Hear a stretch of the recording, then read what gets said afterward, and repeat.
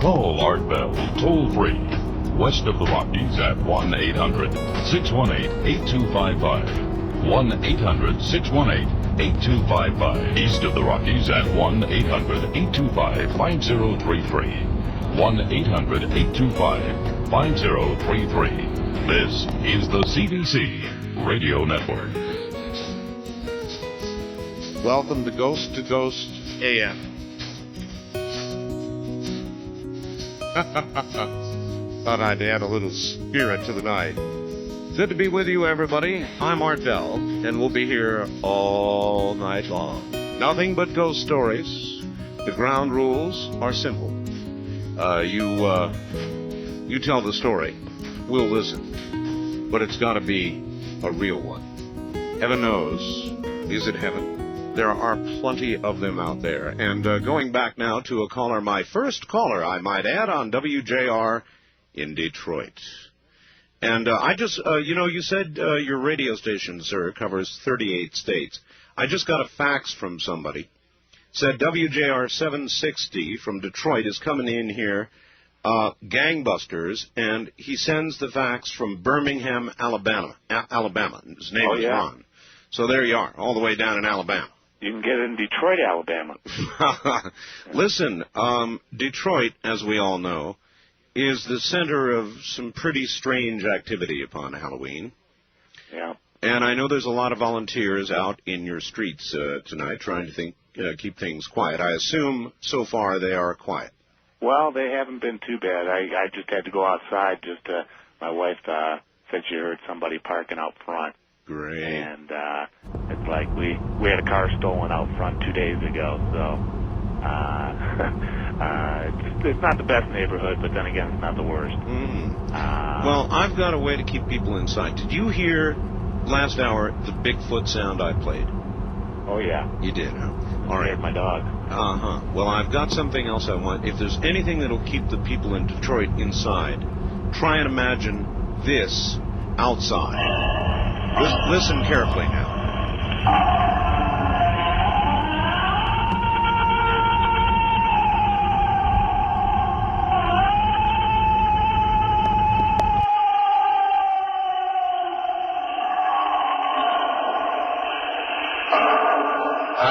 How'd you like to meet something like that out in the middle of the street in the middle of the night?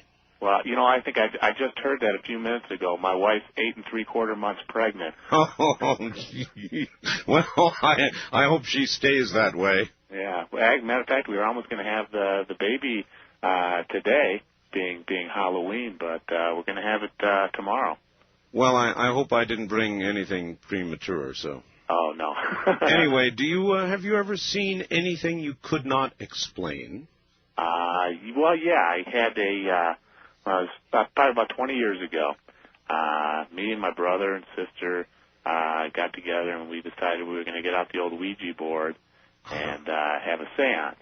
Yes. And of course, first person you call up from the dead is George Washington, and nothing seemed to happen, and all the lights were out in the house.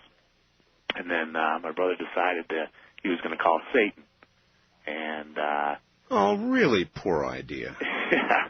And next thing you know, we heard a gust of wind, and the front door, we had a vestibule at the front of the house, and just a flimsy door, and that swung shut. So it would have taken an action of somebody pulling it or suction, a really strong breeze or something to shut the door. Sure. And we got startled, and we ran over there and didn't see anything. And we flicked on the light, and the light didn't work. So we went to get a light bulb. We put it in, and we had like a 2x4 carpet in the vestibule, and the impression left on the carpet was the trident, the devil's spear. The pitchfork? Yes, oh, yes, I know. And nobody would have had the opportunity to do it, and they would have had to do it in the dark. I'll tell you something, and I'll tell everybody else a brief story, which I sort of said I was never going to tell again. But that's a good one, sir. Thank you. And thank you, and we shall always remember you, by the way, as caller number 1 from Detroit. What is your first name again? My name is KC. KC. KC from Detroit. Brother, thank you. Well, it's good listening to you, Art, and I'm sure you're going to get a lot more listeners from Detroit. All right, thank you. Good to be on the air there. Well, when I worked in Las Vegas, and for a number of years I did the program in Las Vegas, from the Union Plaza Hotel, it was called at that time. And one night when I was doing a show, this very night, as a matter of fact, a lady called up and claimed to be a witch. She gave me some very, very disconcerting information, personal knowledge, which I actually bleeped off the air. It was so personal, I couldn't believe that she could possibly know these things about me. And toward the end of the call, she said she was going to come and leave something for me. Well, she left me a Ouija board, an ancient Ouija board. I have never, nor will I to this day, tell you what has happened to that Ouija board. But when you call upon spirits, when you call upon the dark side, and you do it with something, an instrument, it does not matter, you'd better be damn careful what you're doing. Ouija boards are an opening. They're an opening into a world where there are things that you may not really wish to meet. So my advice to you, without telling you the detailed story of this board, which is frightening, my advice to you is do not play with Ouija boards. It's like opening a door, and you just don't know what's going to walk through. West of the Rockies, you're on the air. Hi. Art. Yes. Hello, how you doing? Okay, you're going to have to get into that phone and yell at us. All right, how's this? Much better. All right, thanks. Where are you? I'm in Spokane. Spokane, Washington. KGA. Mighty KGA. You bet. I have a story for you. All right, go ahead. It's a doozy. About a year ago, I was staying at a friend's house up in Newport. Mm-hmm. And we were sitting down in the basement, right?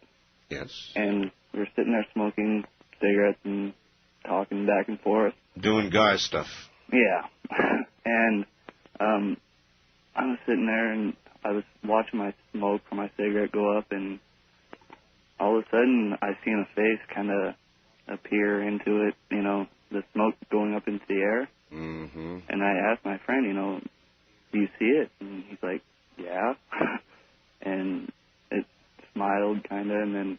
It smiled? Yeah, it just smiled. And now, I could understand people blow smoke rings. Yeah. I could even understand blowing a face, but I can't understand it smiling. Yeah, it just kind of formed into a face. It was the strangest thing I've ever... I still get shivers now. And it smiled at you? Yes. Well, it's better than a frown. Yeah. And what happened to it then? Did it... It just kind of dissipated really slowly. God, that's weird. He's told me about stories about seeing things in his house before, too. Well, I'll tell you then a little story. I have a photograph. Thank you very much for the call. I have a photograph of a ghost. A real ghost. It might be a wonderful night for some of you to get this photograph. If you have a computer and a modem, we've got a bulletin board service, and you can go in and get a photograph of this ghost. Actually, there are several ghost photographs. Oh, by the way, my guest this last Sunday on Dreamland sent me a photograph of a tornadic ghost. I don't know if that's a word, but it is obviously some sort of plasma material at the top of a staircase in the shape of a tornado. Now, down toward the bottom of the tornado, it's translucent. In other words, you can begin to look through it and see the stairs. It's the damnedest thing you've ever seen. I'm going to get that one up on the bulletin board for you as soon as they send it to me to scan. I've got a scan of it right now, but I want to be able to scan it myself at a higher resolution rate. If you want to see a ghost, there is a man in Arizona who was a stone mason. He built stone, he did basements. And he did a wine cellar for a fellow in about a 100-year-old house. He was very proud of the work that he did. And when he was done, he took a photograph of his stone masonry work. It was beautiful. Only thing is, when the picture came out, quite clearly a translucent being appeared in the photograph, and it was captured very, very well on film. And we have published this photograph in our newsletter. And I might add, I've got it on our bulletin board, so if you want to download the picture of the ghost, you can call area code 702-727-1709 24 hours a day. Let me give that number to you again, 702-727-1709. And if you're able to download with Z-modem protocol, you can download a photograph of this ghost. You take a look. There's a face, there's a body, there's arms, there's legs. It's a ghost. It's clear. It's in color. There's no mistake about it. There's some sort of spirit, some sort of entity in that photograph, and you're welcome to download it and take a look for yourself. We do a lot of that. We try to make some of this material available to you, so it does not all have to be the theater of the mind. That's what radio is. I want you to be able to see what I see so that you can see that I'm not totally crazy. West of the Rockies, you're on the air. Hello. Hi, Art. This is Aaron calling from Los Banos, California. Hi. Hi. I have a really good ghost story I wanted to tell you. Let her go. Okay. This story happened in 1951. It was given to me by my father, and it happened to his cousin named Norbert. And he was at a movie theater and in Morgan Hill, California, and he was bleeding going towards San Jose. And there's a stretch of road they call Monterey Highway that they called the Blood Alley. And one night after the movie was done, he was heading home to San Jose, heading north. Sure. And he was going about 45 miles an hour in his old car. I know the road, by the way. Yeah. And there's a little highway, and while he was going up there, he saw this, beautiful young-looking lady on the side of the road and walking really slowly.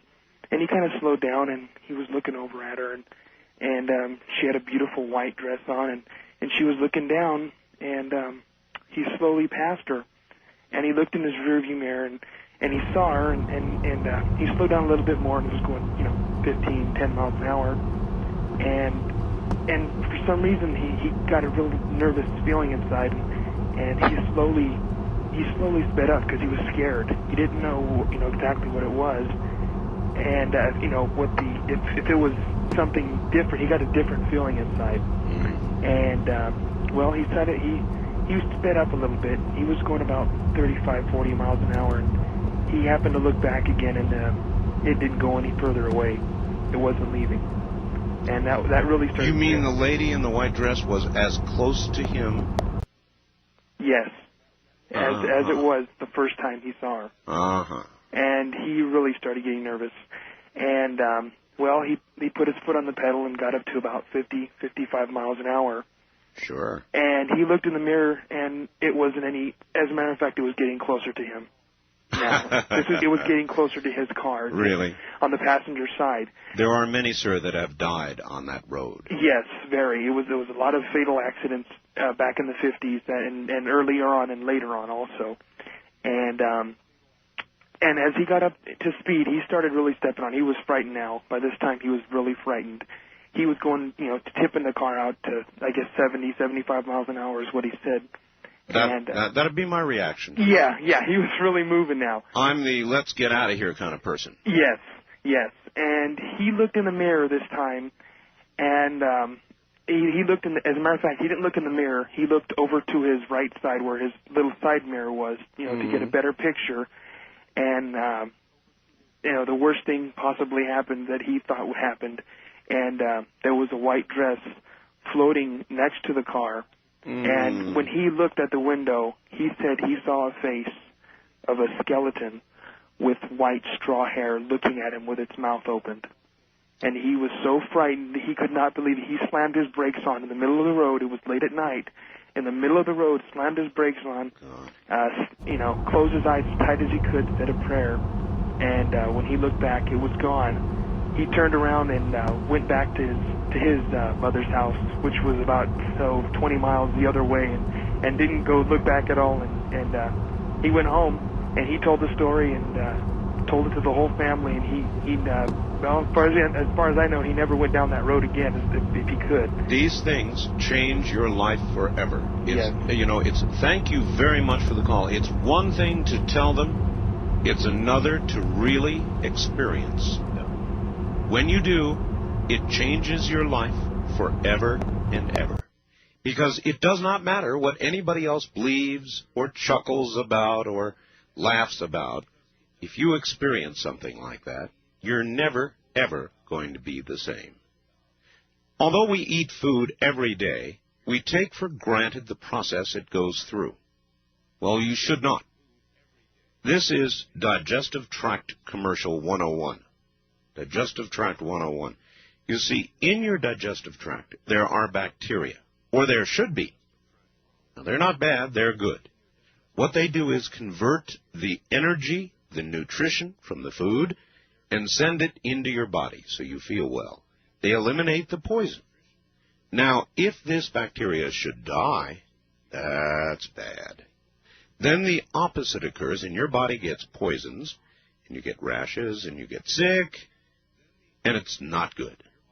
Now, there is a way to correct it, and, let me tell you something. It's called Natron's Healthy Trinity. Now, what kills that bacteria? Antibiotics, bad diets, alcohol, drugs, stress, even basic aging. You know who takes it? Dan Marino and a lot of other players on the Miami Dolphins take it. You know why? Because they take antibiotics, and that kills the bacteria, and then they just, they're not ready for a good game. So they take Natron's Healthy Trinity. And you can too. You can order it by calling 1-800-992-3323. It restores, you see, your body's natural balance. Whatever has killed it, Natron's replaces it. 1-800-992-3323. In a world gone crazy, it's kind of nice to be able to relax, put on some music, and just let it all go. That's what higher octave music does for me with artists like Cusco, Neil Sean, Shaheen and Zaper, Craig Shakizo. It's music that takes you to a very nice place and then lets you down easy. Their current offer is absolutely terrific. Neil Sean, Craig Shakizo, and of course, Shaheen and Zaper. Their albums, Beyond the Thunder, Acoustic Highway, and E as in Ecstasy. You've heard me play this cutting-edge music on the show, now added to your collection. You know the great prices they offered on Cusco? Well, they're back. 3 terrific CDs, $39.95 or $27.95 if you prefer cassettes. Call the people at the Higher Octave Music label directly at 1-800-562-8283, 24 hours a day.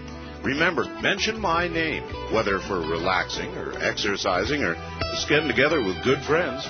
This is the music, and you've got the number, 1-800-562-8283. That's 1-800-562-8283. Higher Octave, the name for 21st century music. All right, my recommendation is turn down the lights if you have the guts to do it, and listen carefully. West of the Rockies, you're on the air. Good morning. Good morning. This is Dennis from Vancouver. Washington? Yes. All right. Let's see. I've got a ghost story. Sort of a ghost story. Sort of? Almost a ghost story. Look, that's like being almost pregnant. Either you're a spirit or you're a physical entity. It's one or the other. Well, I'll explain it and all right. go from there. All right, then maybe I can tell you. I was up in Yosemite, National Park in California. Yes. And doing a Ouija board. There you go. There were, I guess, about 10 or 12 people in the room. There was only 2 of us on the board. The other people were, standing around watching, contributing their energy. And we got something that came across as being, negative. I don't necessarily want to say evil, but definitely negative-oriented. Do you want to tell us what it was? Well, it wouldn't give us a name, but the impression that I have was that it was something higher up than just an ordinary demon. It was very strong, very intelligent. Now, was this manifesting itself simply through moving on the Ouija board and spelling things out, or was That's the way it started. Okay. We were, asking questions of it. At first we didn't know that it was evil, but, having done the Ouija board for several years prior to that, we've learned to ask appropriate questions to determine whether it's a positive or a negative entity. And after having determined that it was a negative entity, we were going to stop, but the rest of the people in the room wanted to continue because they were fascinated. So we went ahead and continued with it, which of course was our mistake. But after a while, it told us to turn the lights off. Oh, so, it did, and you listened, right? Yeah, we turned the lights off. We turned the candle on. All right, I'll tell you. Lit a candle. Lit a candle. I'll tell you what. I'm coming up on a break. I want you to hold this story for the break. All right? Okay. All right. Stay right where you are. We will shortly be back. You're listening to an annual event called Ghost to Ghost AM. I'm Art Bell. Put your seatbelts on, everybody. It's going to be a rough ride.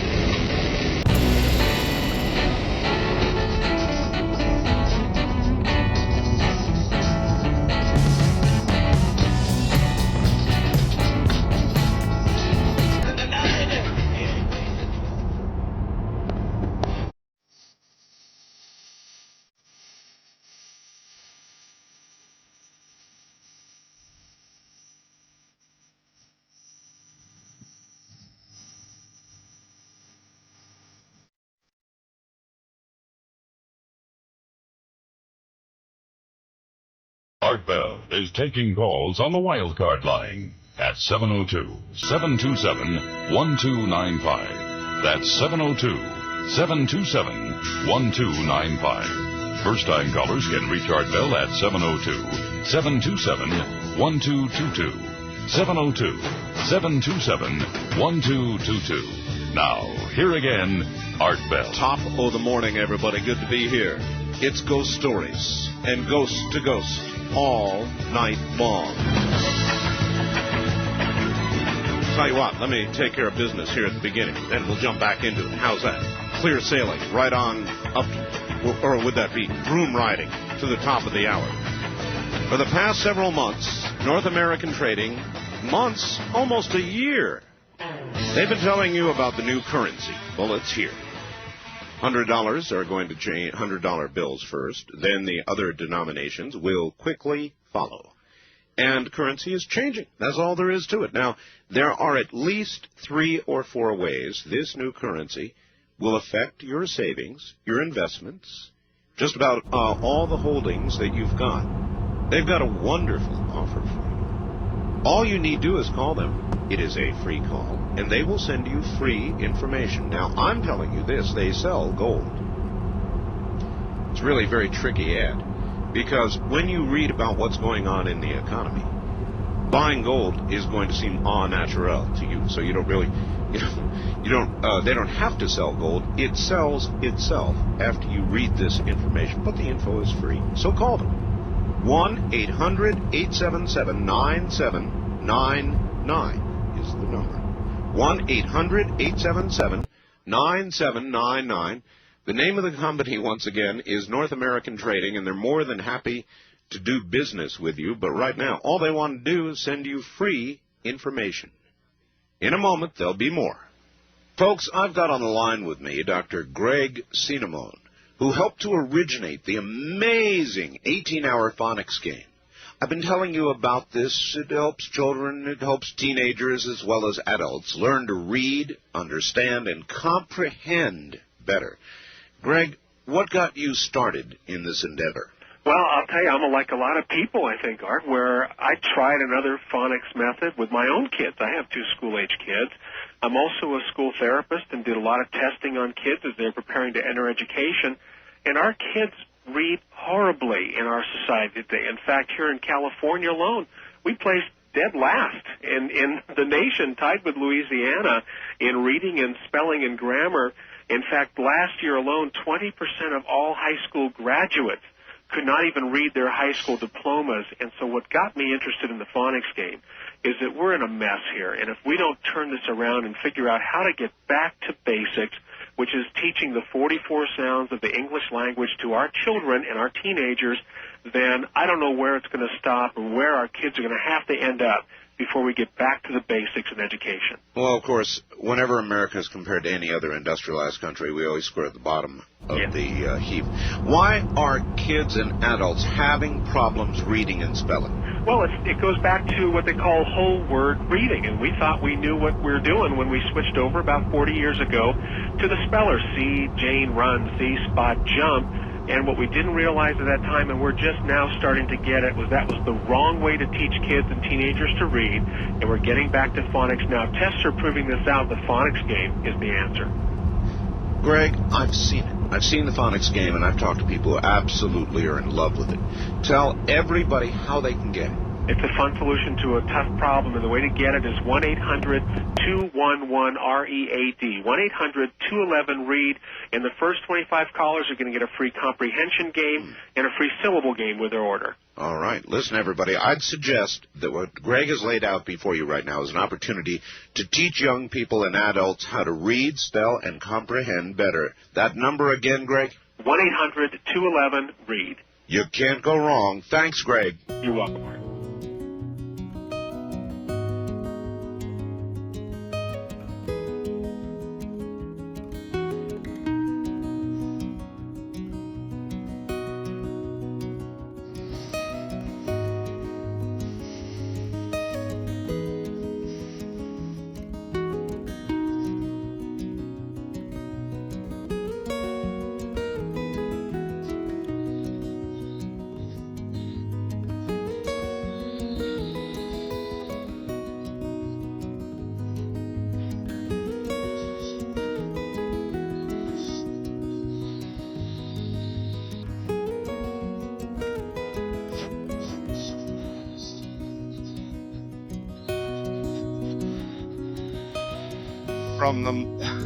From the moment that I heard this, I realized it had to go on tonight. Good morning. This is Ghost to Ghost AM. Back now to our story, and I'm sorry we interrupted you, sir. You're back on the air again. Oh, no problem. Let's see, where was I? It asked us to turn the lights off, so we lit a candle and we did turn the lights off. Bad. Yeah, well, we found that out the hard way. We continued, speaking with it for about a minute or so. Yeah, it. Unbeknownst to us, back behind the group, towards the corner of a room, a light started to form, just in the middle of the air. It started off real small, but it was real bright. It was actually lighting up the room. Right. The room got real cold real fast. There was no bad smell or anything, but it was quite cold all of a sudden. That'd be enough for me. Now, what I want to know, first of all, before you continue is, I'd be out of there. I mean, in a flash, I'd be out of there. Light begins to form where there ought not be light. The room gets cold. That'd be all I'd need. Since my friend and I had been doing it for, on a semi-regular basis for a couple of years, we were fairly fluent at least up to that point. We hadn't, gotten anything that strong before, but, we pretty much knew how to, deal with it once it got to that point. My friend started getting sick to his stomach. I started, getting a little bit of a headache. So we stopped, with the board itself and basically moved back away, relaxed ourselves, started saying some prayers, at least I started imagining a golden light around myself, which is what I consider a protective light. And, went from there, and we just left the board alone, and the light did fade. We turned on the room lights itself, and, the light just, faded out. And well, that's good. There are a lot of people who would say to you, you should have been praying in the first place, not messing around with the Ouija board. Well, because you know what can happen, sir? Oh, yeah. You can bring something like that into this world or across from wherever it comes from, and you can put your Ouija board away, and it won't matter because it's in. Right, yeah. Once it's done its full transformation, crossover, yeah. But we managed to stop it in time. So what would you advise people out there about Ouija boards? Well, first of all, there are several good books out there. If you're really determined to use one, read the books on it first. The best thing to do is to, one of the most common questions, if you get a negative-oriented spirit, one of the most common questions that it will ask is, can I come in? And never think that it's referring to coming into the room or into your home or whatever. When it's asking that question, it's wanting to come into you. And you always say no. And if you get a question like that, I would suggest that you stop and don't mess with it anymore. Okie dokie. Thank you very much for the call. There are many out there who probably ought not mess around with this kind of thing at all. It's very serious. It's not a joke. A Ouija board is simply an instrument, in my opinion. Now, it may be a particularly powerful instrument, but you can invite these sorts of forces in with or without a Ouija board. And my advice to you is, don't do it.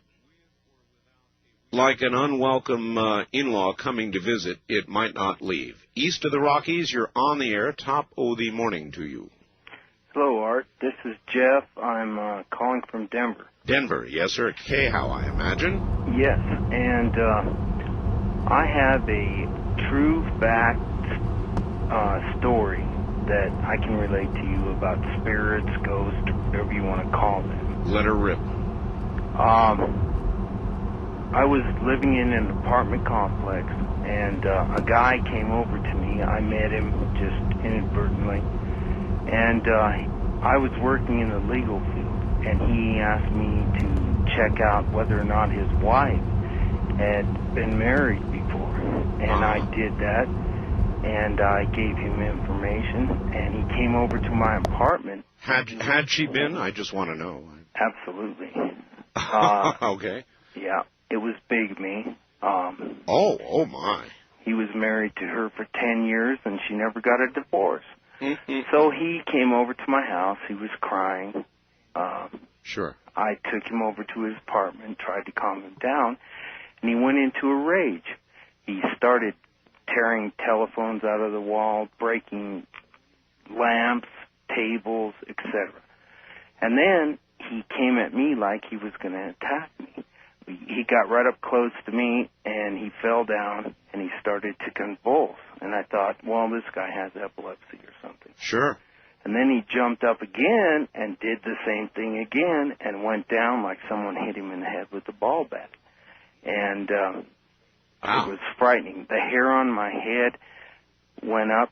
His eyes were rolling back. He was foaming at the mouth. You're saying it was like he was in combat with some force. I don't know what was going on, but what I can say that really frightened me was he was speaking out of his own mouth and cursing me and doing all this, but there were multiple voices coming out. Sometimes there were one. Sometimes it sounded like 2 or 3 or 5 or 6. And then he stopped breathing, and the guy was foaming at the mouth and that. Oh, my God. I went down, I checked his pulse and all that. I had to give him CPR, get him breathing again, and I had to run over. He pulled the phone out of the wall. I had to run over to the neighbors and ask them to call the cops. And then the cops, the fire department, the EMTs, all of them came over. They took him off to ER. And I thought, well, you know, when he was talking to me, it was horrible. It was something I can't even explain. What would you say? Would you think he was possessed, or was he being beaten by some outside force? Well, all I can say is there were voices coming out of his body when his eyes were rolled back, and he was foaming at the mouth. He was writhing on the floor, and sometimes it sounded like one person talking. Sometimes it sounded like 5, 4, God. whatever, talking. And so I gave him the CPR. They took him off, and then that was about 11 o'clock at night. And then about 4 in the morning, they let him out of ER, and he came back to my apartment. And I said, get out of here. I don't want to talk to you. I'm sure. Leave, go, now. And then about 5 months after that, I met him in a parking lot of a shopping center. And I said, do you realize what's going on? Do you understand? And he said, yeah, can you imagine what those cops did to my apartment? I said, the cops didn't do anything. You did that. And I talked with him for a while, and then he told me that he was an immigrant from France. He was in an orphanage in France, and as far as these convulsions and stuff, I asked him if he was epileptic or all that, and he said no. And I was talking with him, and then he said, I was in an orphanage in France, and 2 priests told me I was possessed. And I said, oh, gee whiz, and that was the end of it. I didn't talk to him after that. That's enough. All right, my friend, thank you. That's quite enough. Well, what to say about that? We were talking about inviting entities in a few moments ago. Maybe on occasion they invite themselves in. Maybe on occasion they take the minds of those who can be taken. Had you thought of that? Wildcard line, you're on the air. Good morning. Good morning, WBC, Duluth Superior. In Wisconsin. Actually, I'm in Duluth. But Duluth, Minnesota. I'm sorry. Yeah. All right. Yeah, your Detroit station is coming through pretty good, too. All right. Say, are you going to tell us what happened to your Ouija board? Absolutely not. Can't talk you into it, huh? No, that's one story I really won't tell. It scares me, and I don't like telling it. Not even on this day. It scares the hell out of me. That's one thing that really did scare me, and that's so I warn people about Ouija boards. How about you? Do you have a story? Yeah, I got a quick one for you. All right. Back in the 50s, my mom was seeing a gentleman in her school. She was a junior in high school. They were really in love with each other, this, that, and the other thing. And one night, she was sleeping, and she just kind of stirred in bed, and she woke up and saw him standing in the room, her bedroom. She said, what are you doing here? And he just kind of faded away. Oh. And the next day, she found out he was killed in a car accident. So. Oh, there's a lot of stories like that. There's a lot of stories. Thank you very much. Now, you see, I believe we had Brad Steiger on a couple of weeks ago, and actually we've been kind of doing the warm-up to Halloween for some time now. But there are many, many stories like that. It seems when many die, the energy that is us, the energy that may be our soul, our essence, whatever it is you want to call it, you give your own name to it, has something that it must say to somebody or that it has left behind. It must say it, and somehow that energy, either still here on Earth or from elsewhere, finds its way back long enough to assure the person that it loves, or to pass a message that must be passed, information that a loved one must have, and somehow the energy makes it back. Ask me. I just do talk shows. East of the Rockies, you're on the air. Hello. Thank you. Where are you? Pardon? Where are you? Corpus Christi, Texas. All right, welcome. Welcome. Yes, I have several ghost stories, but I know I don't have that much time. Now give us your best. Oh, the best. Okay. One time my husband and I had a disagreement, and he had been, just frolicking and carrying on, and I'd about had it. And I was very upset, and my mom told me, well, you need to cool down. And so she said, let's go to this thrift store that happened to be in a hospital. And we were walking down the corridor. Why is it that when women get upset, they go shopping? It's true, isn't it? Yeah, it is. But anyway, my mom and I were walking down the corridor, and in the hospital you hear there's like speakers, and there's like, Dr. Jones. Dr. Jones wanted an ER, and you really don't pay attention to these things. That's right. And anyway, I was upset, and she says, calm down. I said, no, this is it. I am upset. And nothing you can say, Mother, is going to change my mind. She says, well, I really think you need to cool down. I said, well, nope, that's it. At that point, we heard a voice walk by, and it just asked in a real deep voice, where did you leave Ben? And we didn't pay any attention to it until we walked about 2 feet. And then my mom and I looked at each other, and we turned around together, and we saw a tall, almost Frankenstein stature man and a short man. And they both had on those white gowns, and their skin was gray tone. And we both looked at it, and then I kept looking at it, and then the tall guy turns around in like a Frankenstein stance and looks directly into my eyes. And he lifts his head up just a bit, like telling me, I'm going to get you because you're vulnerable, because you can be mine. And then he just turns around and he walks off with the other short guy. And we both looked at them, and their skin tone was like, it was gray, as if they were had been dead for years. And then I looked at my mom, and she looks at me, and she says, "Make the sign of the cross." We both made the sign of the cross.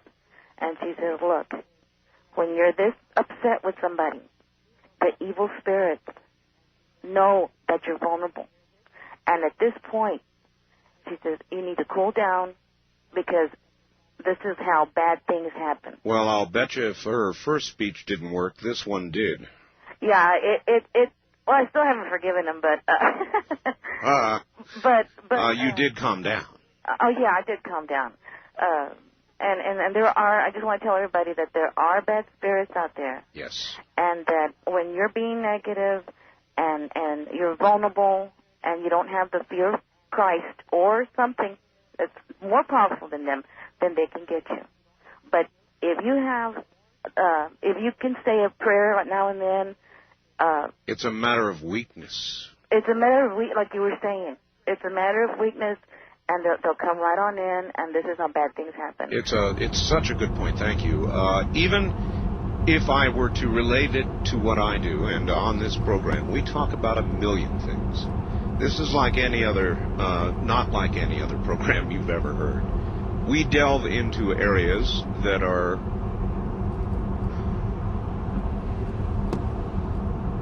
there really is no explanation for it. I can't put it into words. You're just going to have to listen to the program. Not just this one, but the one we do on a regular basis, and you'll begin to get the idea. We don't bore in. We're not like other talk shows. We don't bore in only on politics or anything else. We do whatever comes up on any given night. And occasionally, we'll be in the political arena, or we'll be talking about something very terrestrial. and somebody will push my button. Now, in latter years, I've tried to let it happen less and less, but my button can be pushed. And there have been, over the years, a few times, mind you, a few times when I have virtually lost it. I mean, I have become red-faced, heart-pounding, totally out of it, angry, and just totally blew up on the air. It does not happen very frequently, but it has occurred. Now, let me tell you, when that does occur, folks, as this lady just said, in my opinion, these are very, very vulnerable moments. And it's possible that if there is something close, something waiting for you, you are vulnerable. And it could take you in an instant. You don't believe it? That's fine. Just heed my warning. You're listening to Ghost AM. From the great American Southwest and the high desert, I'm Art Bell. We'll be right back.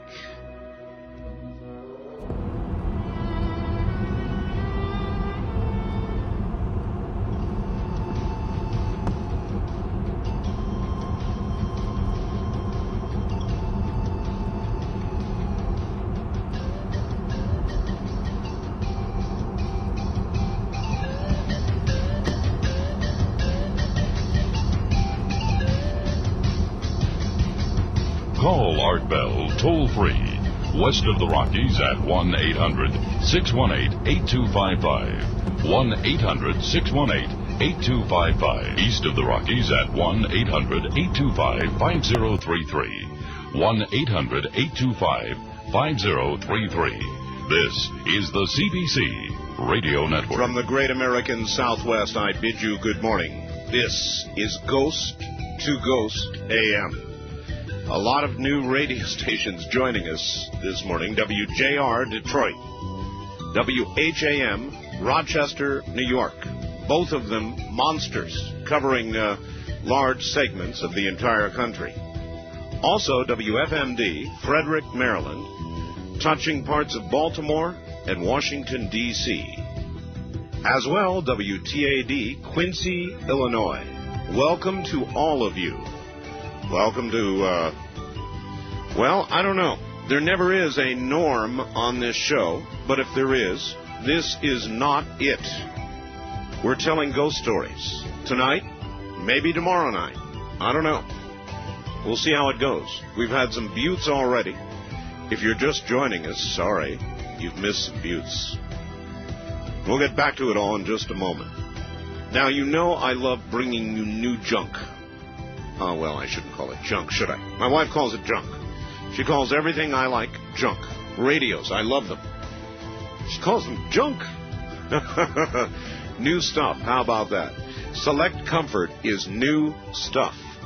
It is a bed as no other. It has no springs. It has no sloshing water. It has only air pockets inside of it.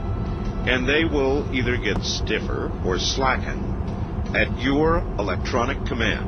Got a little electronic control over on your side of the bed, so does she. And you can adjust this bed to make it any way you want on any given night. So you wake up in the morning without aches, pains, and hurts.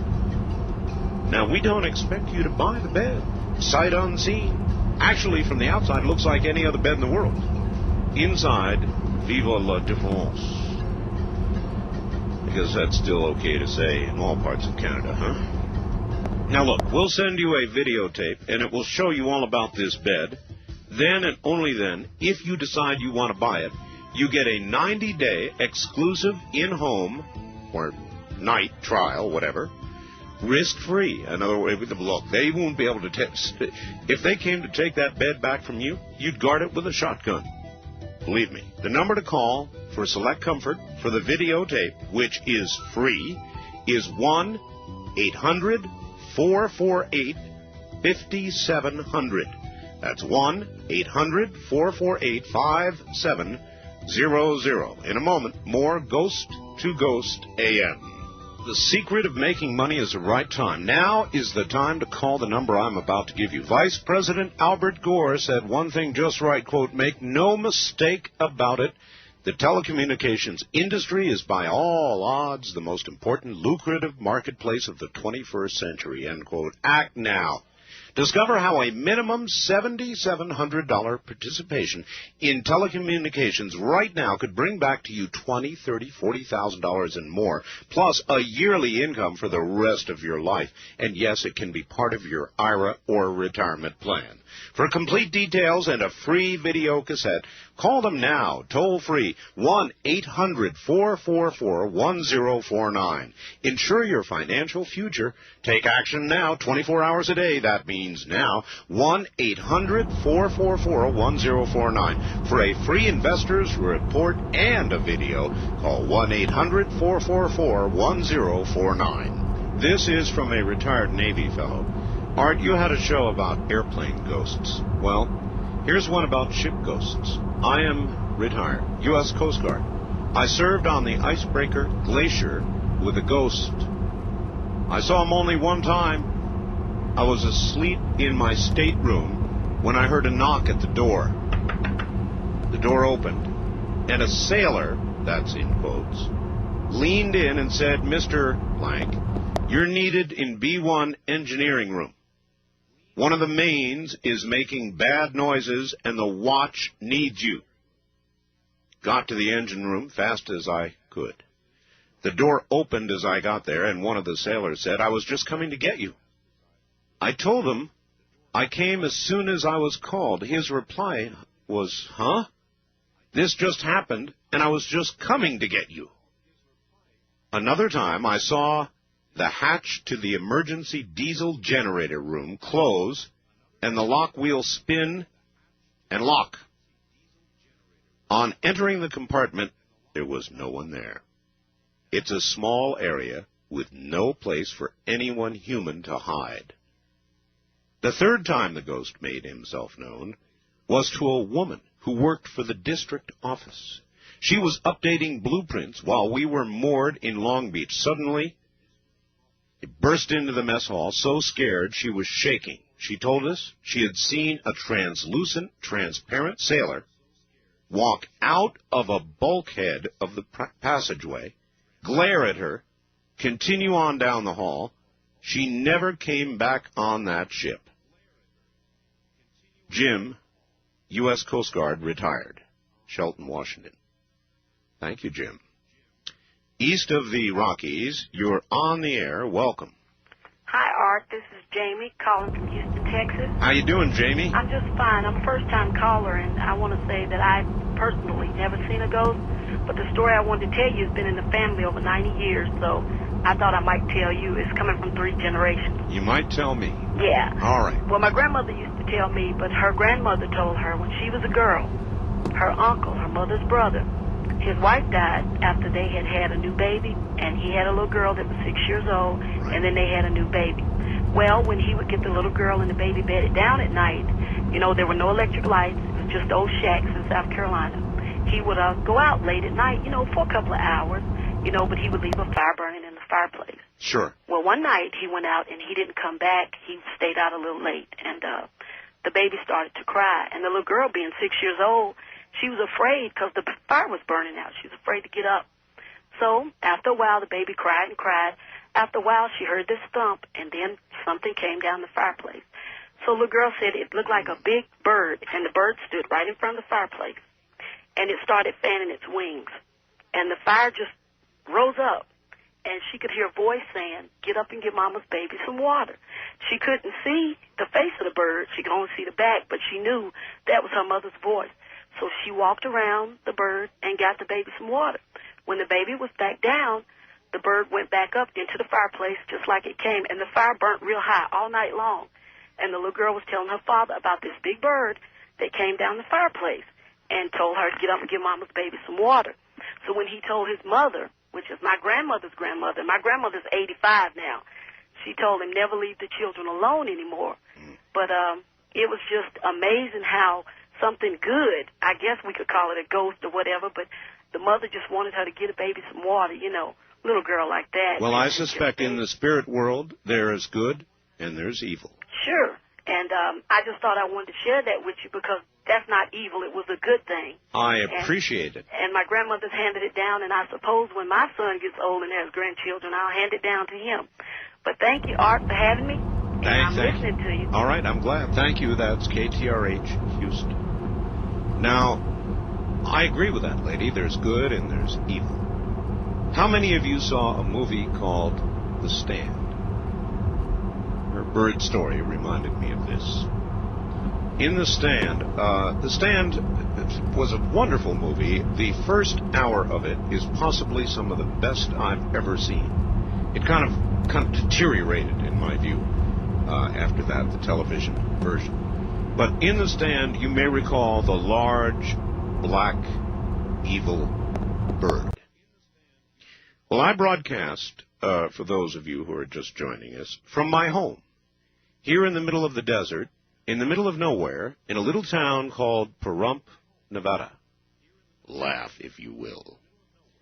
At any rate, our town is famous for many things, but one of them is big, black birds.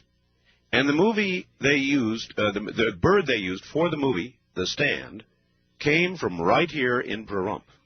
And those birds are all around me. So these are some of the biggest, but these birds are big enough to carry cats off. You don't mess with the birds out here. I don't know why they're so common to this area, but they're here. Big, big birds.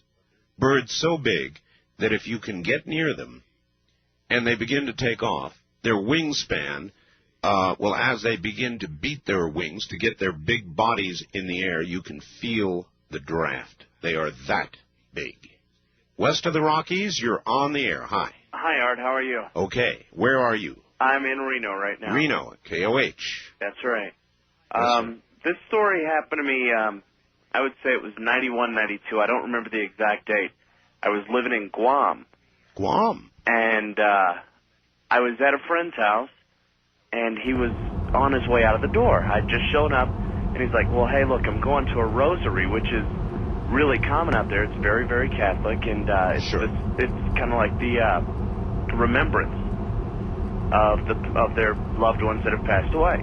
Sure. He's like, look, I'm on the way to this rosary. How about this?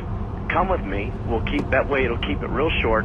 We'll just stop in. We'll, say hello, blah, blah, blah, whatever, pay our respects, and then we'll take off. Right.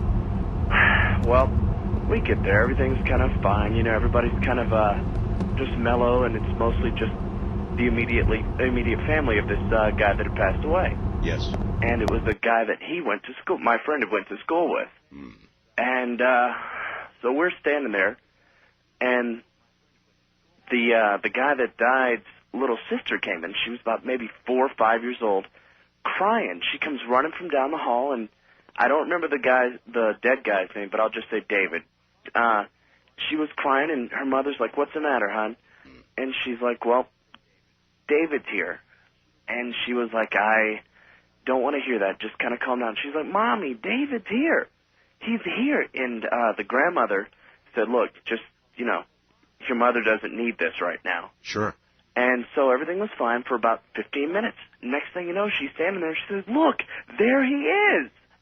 And we all just kind of stopped, and we're all looking down the hall, and there's nothing. And she's like, can't you see him? And we're like, no. And the grandmother by this time is getting a little irate, and the mother's pretty much crying pretty profusely, I guess. And it wasn't a really good scene at this time. I've got you. So everything kind of chilled out a while, and I'd say about 5 minutes passed. She walks down the hall, comes back, and she's just saying, look, David wants us in his room now. And, just to kind of humor her, I guess, the grandmother told my friend to go in the room with her. Sure. And also her older brother, the one that was older than the one that had died.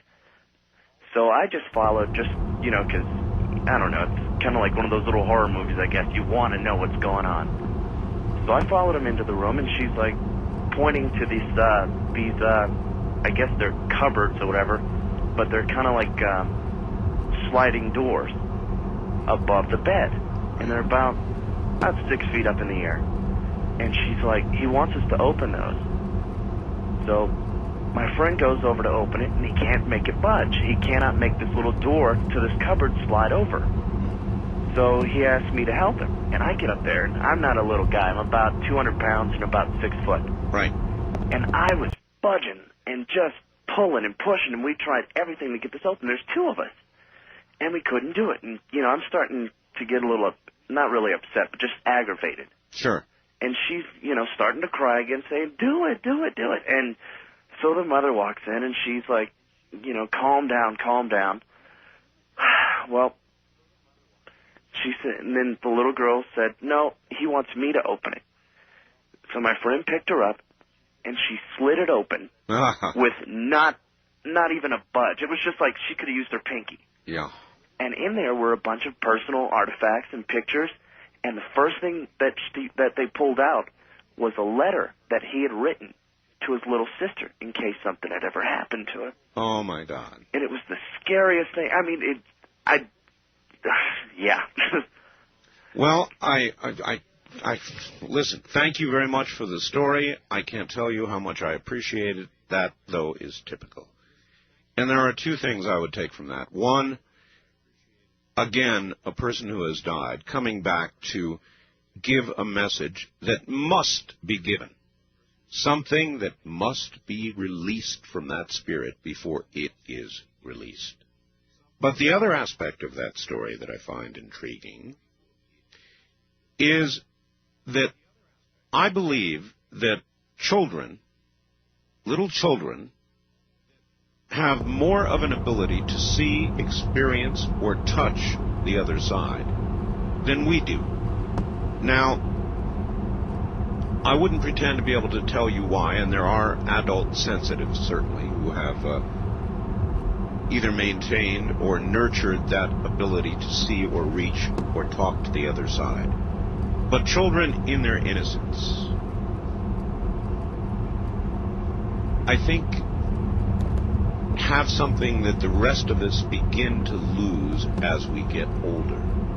Because of the noise of society, the noise level, the signal-to-noise level, if you will.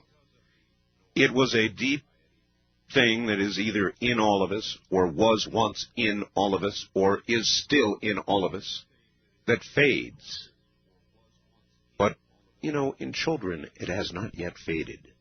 So children have a unique kind of sensory ability the rest of us do not have.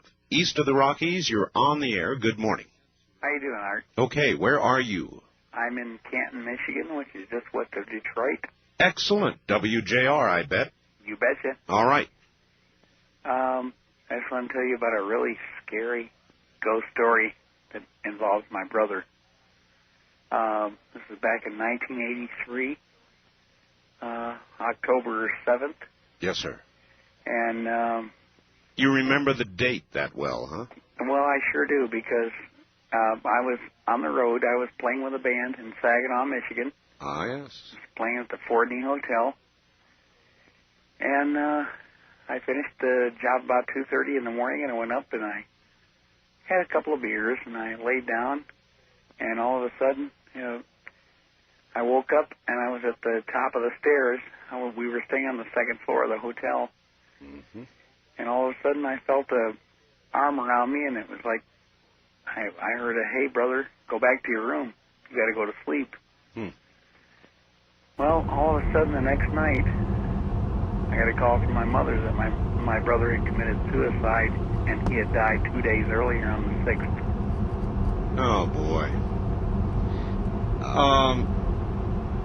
Any other visits, or was that it? No, he visited me for about the next week and a half. He did?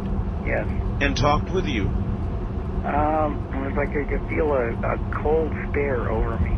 A presence? Yes. Not unusual. Again, really typical. It was very strange. People pass, and yet, for some reason, they don't quite pass. They're not quite ready. And I guess that was the case with your brother. Now, I'm curious. Were you comforted by that or frightened by it? I was comforted very much. Did it change you? Yeah, I think it did. I mean, does it tell you there is an afterlife? Yes, it does. Yeah. Yeah. I sure do appreciate your story and your call. Thank you. That is what it's all about. The search. Now, how are we to know there really is another side? Well, he knows. Other people who have experienced things like that, they know. And I may know something, but I don't want to talk about it. I'll let you do the talking. West of the Rockies, you're on the air. Good morning. Well, how art thou, Grandmaster of all Nye County? Well, thou art fine if you would turn your radio off.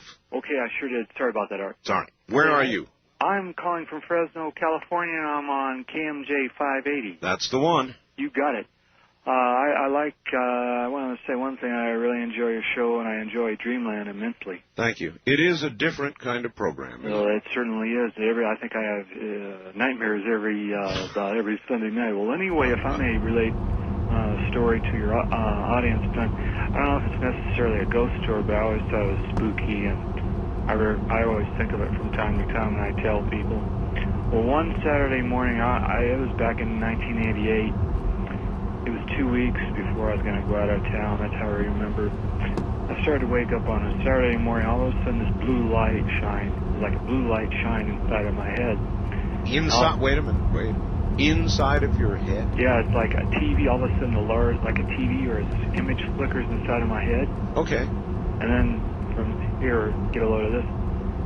I saw it as like these people, like in a large or a fairly good-sized underground cavern or hallway or room. Really? And it was this swath. They were bathed in blue light. There was 4 of them. They were tall. They had, like, jeweled masks on and robes. And I had the feeling that the ones in the black were women, and their hair was, like, kind of longish and black. And then the men had gray robes, and their skin was, like, white, like Mickey Mouse. And it lasted for about 30 seconds. And then from time to time, I think of it, maybe it's symbolic of something or what. But I'll tell you, I was sure startled, but I think subsequently I've told people about it, and they said, well, maybe there's a symbol there. Or what would you call that, a vision? I don't know, but for a moment, since then I haven't had something like this. But ironically, I'd been thinking that before I went to sleep, how we can possibly communicate with our ancestors psychically, and I don't know if it's a possibility. Why do you think they were your ancestors? Well, I mean, I got to thinking about that subject by coincidental. I don't think that they are, but I got the feeling they're from overseas. I don't know if that's of any importance. Maybe. All right.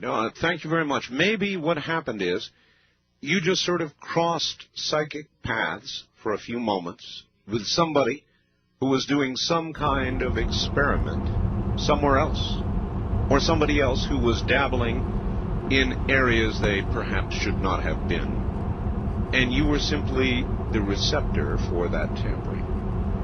Now that's an absolute stab in the dark for somebody who is simply a talk show host and listened to your story.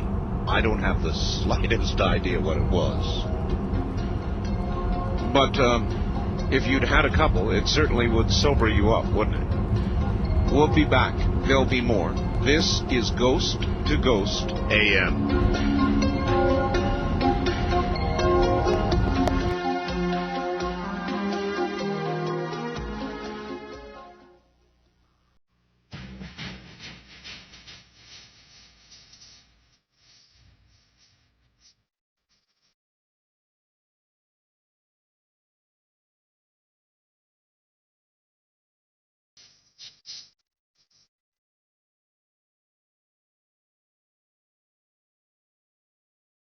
From the Kingdom of Nye, you're hearing Coast to Coast AM with Art Bell on the CBC Radio Network.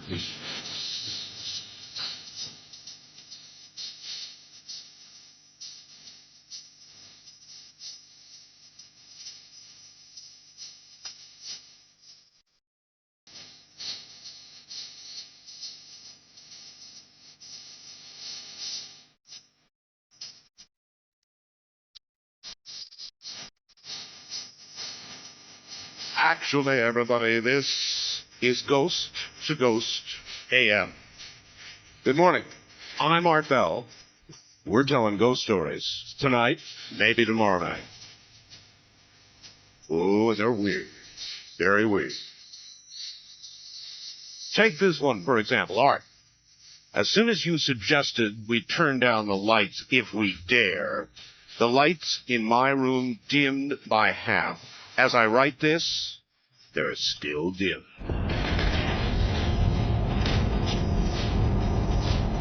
Oh, that's weird. Really weird.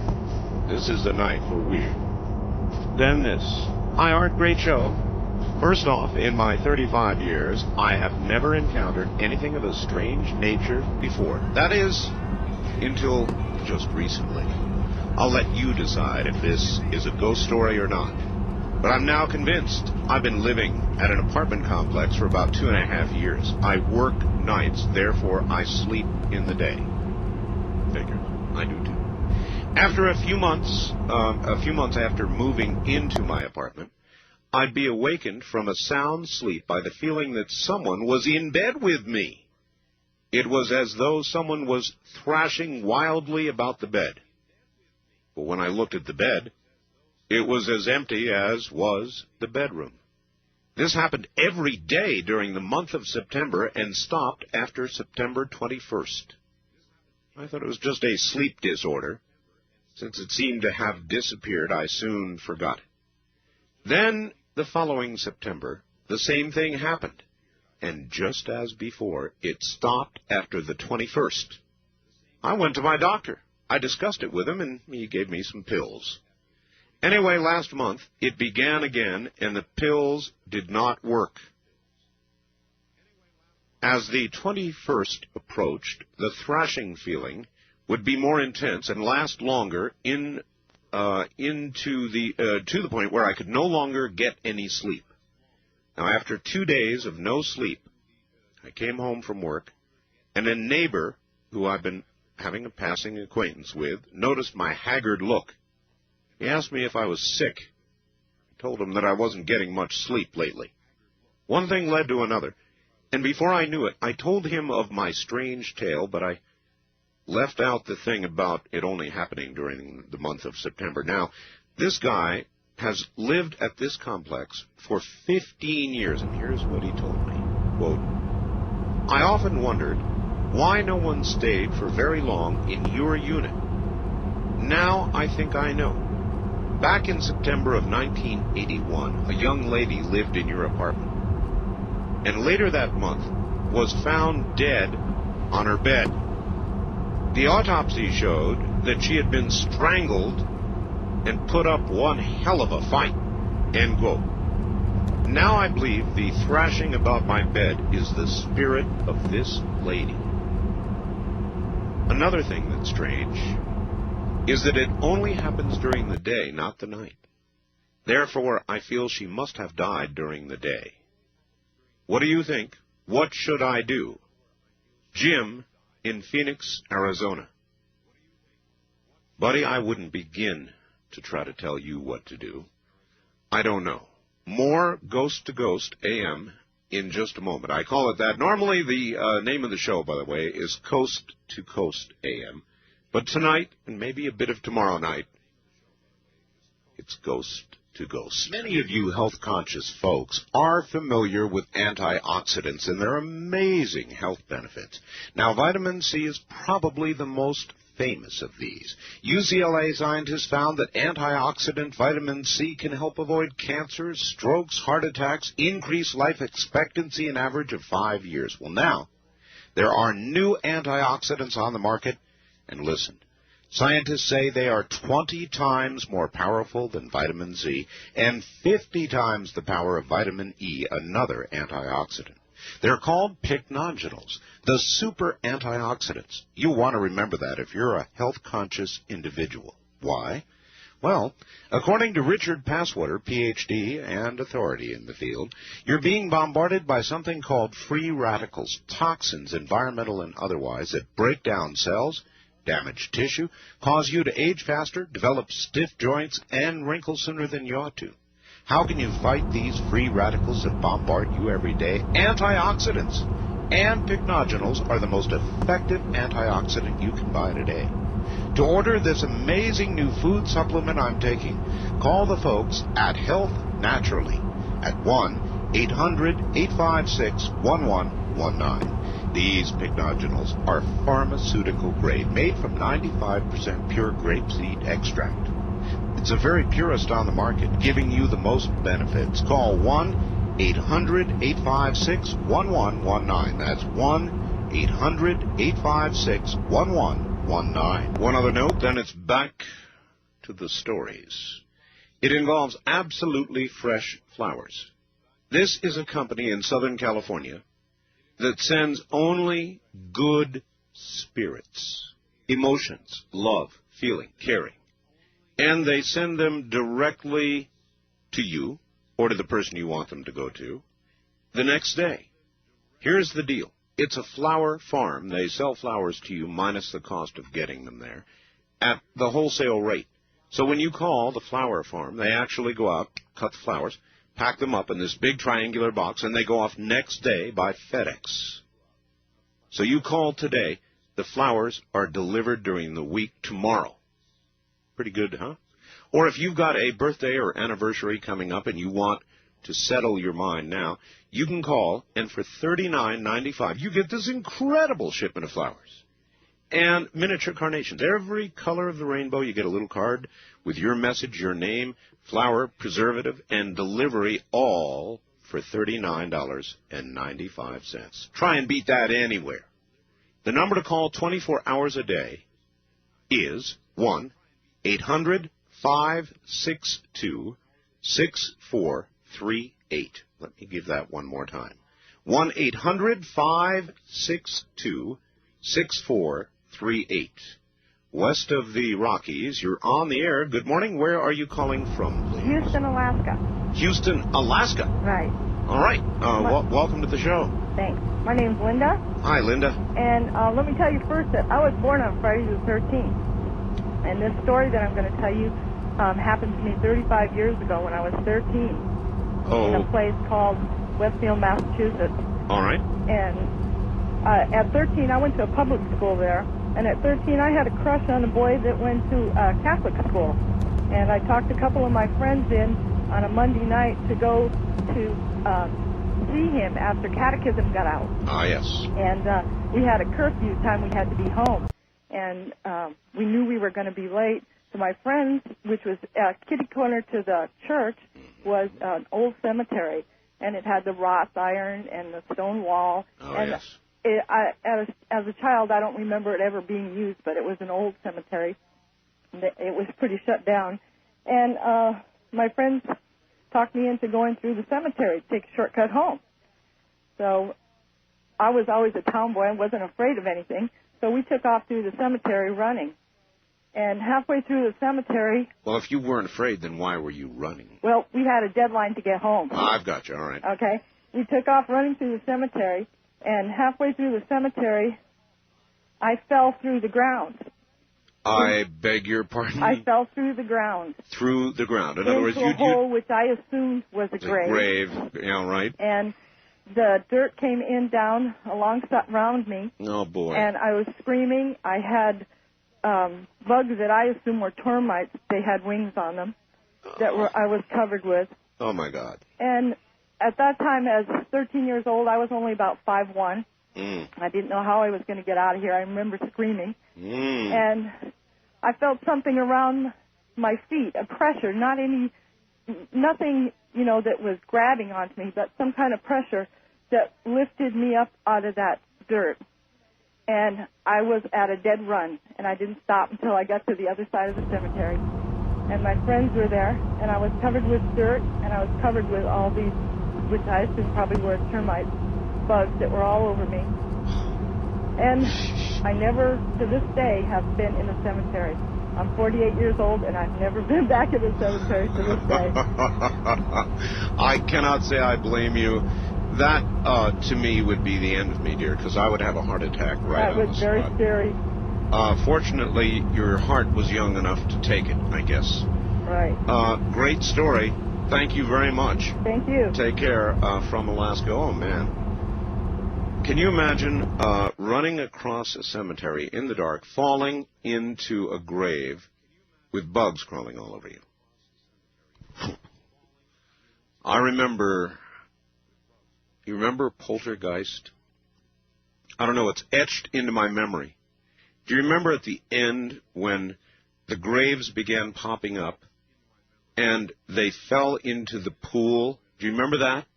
And the skeletons and the sort of half-fleshy, half-non-fleshy things began popping up in the pool. I wouldn't make it through that. I wouldn't even begin to make it through that. I'd turn around in that mucky water and look at one of those flabbing flesh things, and I'd have my heart attack on the spot. East of the Rockies, you're on the air. Good morning. Hello, Art. Hello, where are you? Austin, Texas. Austin, welcome. Yes, I'm calling about a story that if my family finds out I'm telling this, I'm going to be in big trouble, but it occurred in Louisiana about 100 years ago, and it's still occurring to this day. It's a 100-year-old ghost story that occurred originally in Coshada, Louisiana, and I had an aunt and uncle that lived 100 years ago, several generations removed, and they were recently married, and my aunt died shortly after the marriage, and the uncle was completely devastated. And when he was going to bury his wife, she was in her 20s, they hadn't been married for a year, he had the coffin ordered from New Orleans. He wanted a special coffin, he wanted a glass coffin, and he wanted her buried in Metairie Cemetery in New Orleans. Metairie. And he was told that it would take 6 months for the coffin to be ordered, and so he waited for the coffin to come up to Shreveport, up to his area, and he would keep the corpse upstairs in his house in the bedroom, and according to the servants at the house, he would kiss the corpse every night before he would go to bed. Oh, boy. The servant said that, he would order them to take the corpse out every day and air the corpse out in a wheelbarrow, and for 6 months, and he had a Ouija board, as you were talking about earlier. Yes. A Ouija board, the servant said he would talk to the corpse every night and have conversations, and apparently this was a jealous ghost, and the servants were horrified. They would not clean this room. They said that candles wouldn't light when they went up there. There was cold air. The candles would blow out. They could hear low-level whispers, and they said objects would fall from the room. And at night, they would, after a while, after a certain point, they would hear conversations between my uncle and some other voice. Some other voice, the corpse, I presume. Oh, my God. And so, as I say, no one would go into this room for many years. Eventually, the glass coffin did arrive. They did bury her in Metairie Cemetery in New Orleans. She's still there to this day in the crypt. And did that end it? No, because up until the 1970s, all of my relatives who would go to visit this house would not visit that room. They still said that cold area was still there.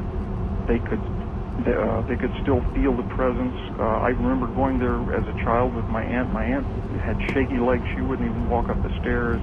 They could hear the squeaky wheels of the wheelbarrow at night of the wheelbarrow that was supposed to air out the corpse. They could still hear that in the 1960s and 70s. And there was a portrait that they couldn't photograph. Is this something that your family will not talk about? It's not something that they're proud of. There is, but it is something that everyone knows about. And there is a certain member in the family who is a keeper of the key to the crypt, who does have a key to the... Would you go in there? Yeah, I guess I would. Just just out of curiosity because it's been something I've heard about all my life, and I'm curious about it. All right. Well, listen, I very much appreciate your call, but there's no way that I would. There's no way. Absolutely no way.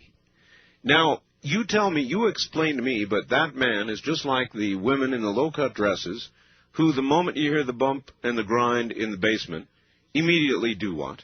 They go down the stairs to the basement, the one place where you know they ought not go. Everybody knows evil things lurk in dark basements, but they go straight down there and see if that fellow had the key. Where would he go? He'd go look at the body. I know he would. I wouldn't. Would you? Listen, I want to, God, that was weird.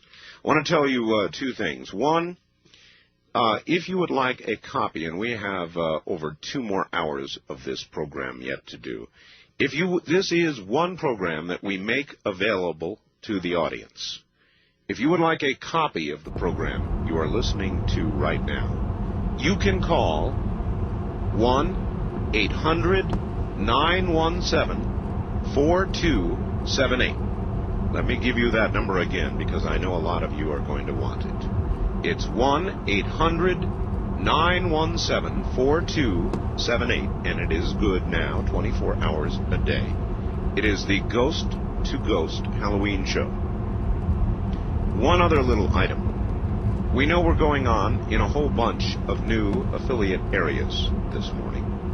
Love to hear from you by fax. We do have a 24-hour-a-day fax service, which sounds pretty fancy. It's really just a fax machine in my living room.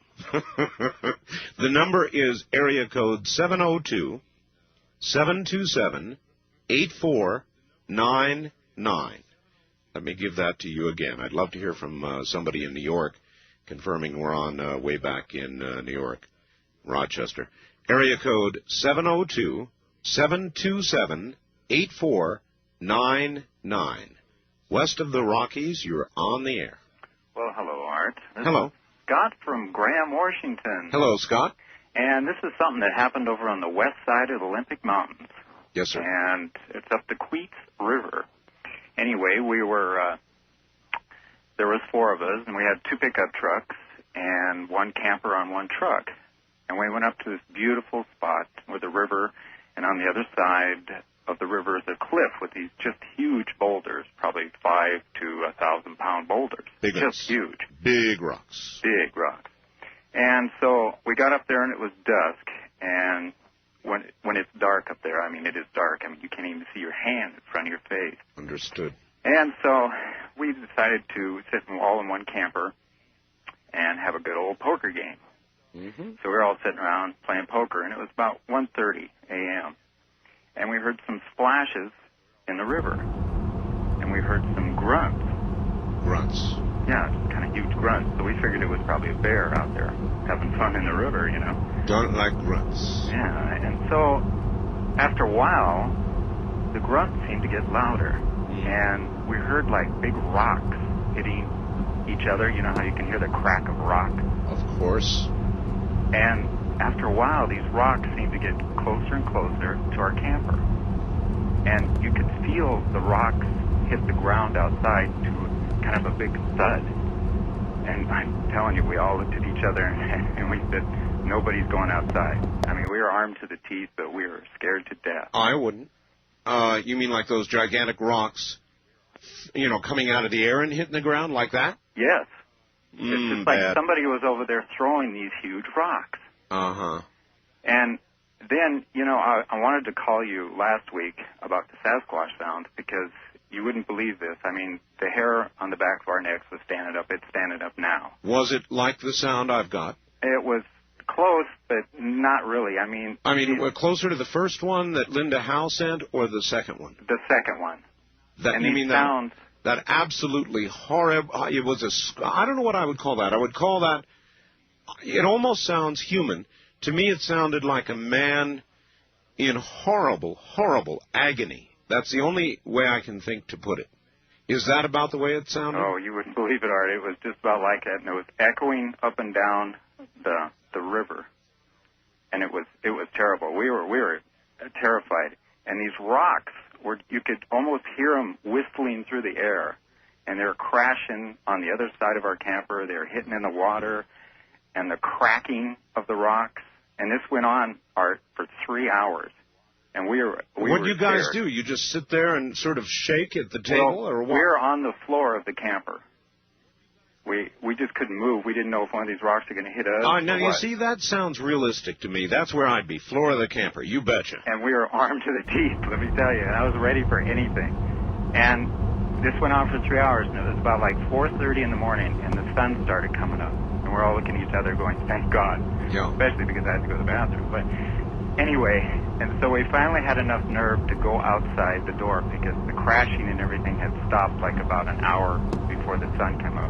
See, I would have waited, too, for the crashing to stop and for the sun to come up. Okay, sounds good so far. Okay, so we decided we'd go outside. And finally, we opened up the door, and we all got out, and I said, you guys get out here, you got to see this. And the other truck was just fine. But around our truck and the camper were these huge boulders in a circle around the camper. Oh, my God. What, I presume to this day you have no idea what it was. No, but it had to be something awfully big. Awfully big. Because it took us pushing with one truck and pulling with another to get them far enough out of the way so we could get the truck and the camper out. That's an incredible story. Do you swear that's true? Oh, yes. And this happened in 1975 because it's when I got out of the service, and all four of us got together because we used to go on camping trips when we were in high school. And to this day, when we get together, I mean, this, this is something we always talk about. You still talk about. I can imagine you would. Well, that one is almost a topper. What an absolutely incredible story. And so that's where it ended. You hauled the rocks away, and that was it. Yeah, we pushed them out of the way, and we got out of there, and I have never been up there again. I can't blame you. Thank you. I will not go. Thank you very much for the story. Thank you, sir. Art. Take care. Something that big with those kinds of rocks. No, thank you.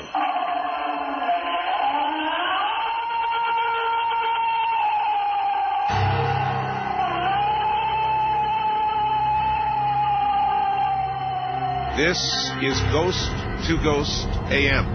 I'm Art Bell. For some, we'll be right back.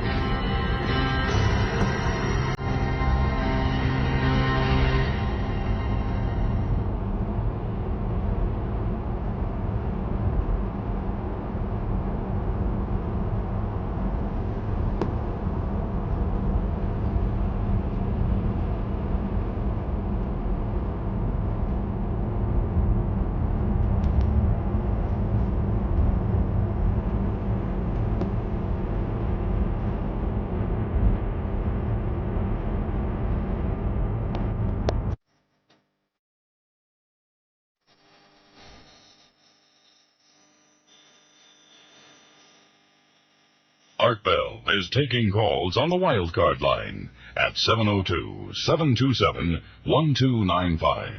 That's 702-727-1295. First-time callers can reach Art Bell at 702-727-1222. 702-727-1222. Now, here again, Art Bell. Good morning. It's Halloween all across America.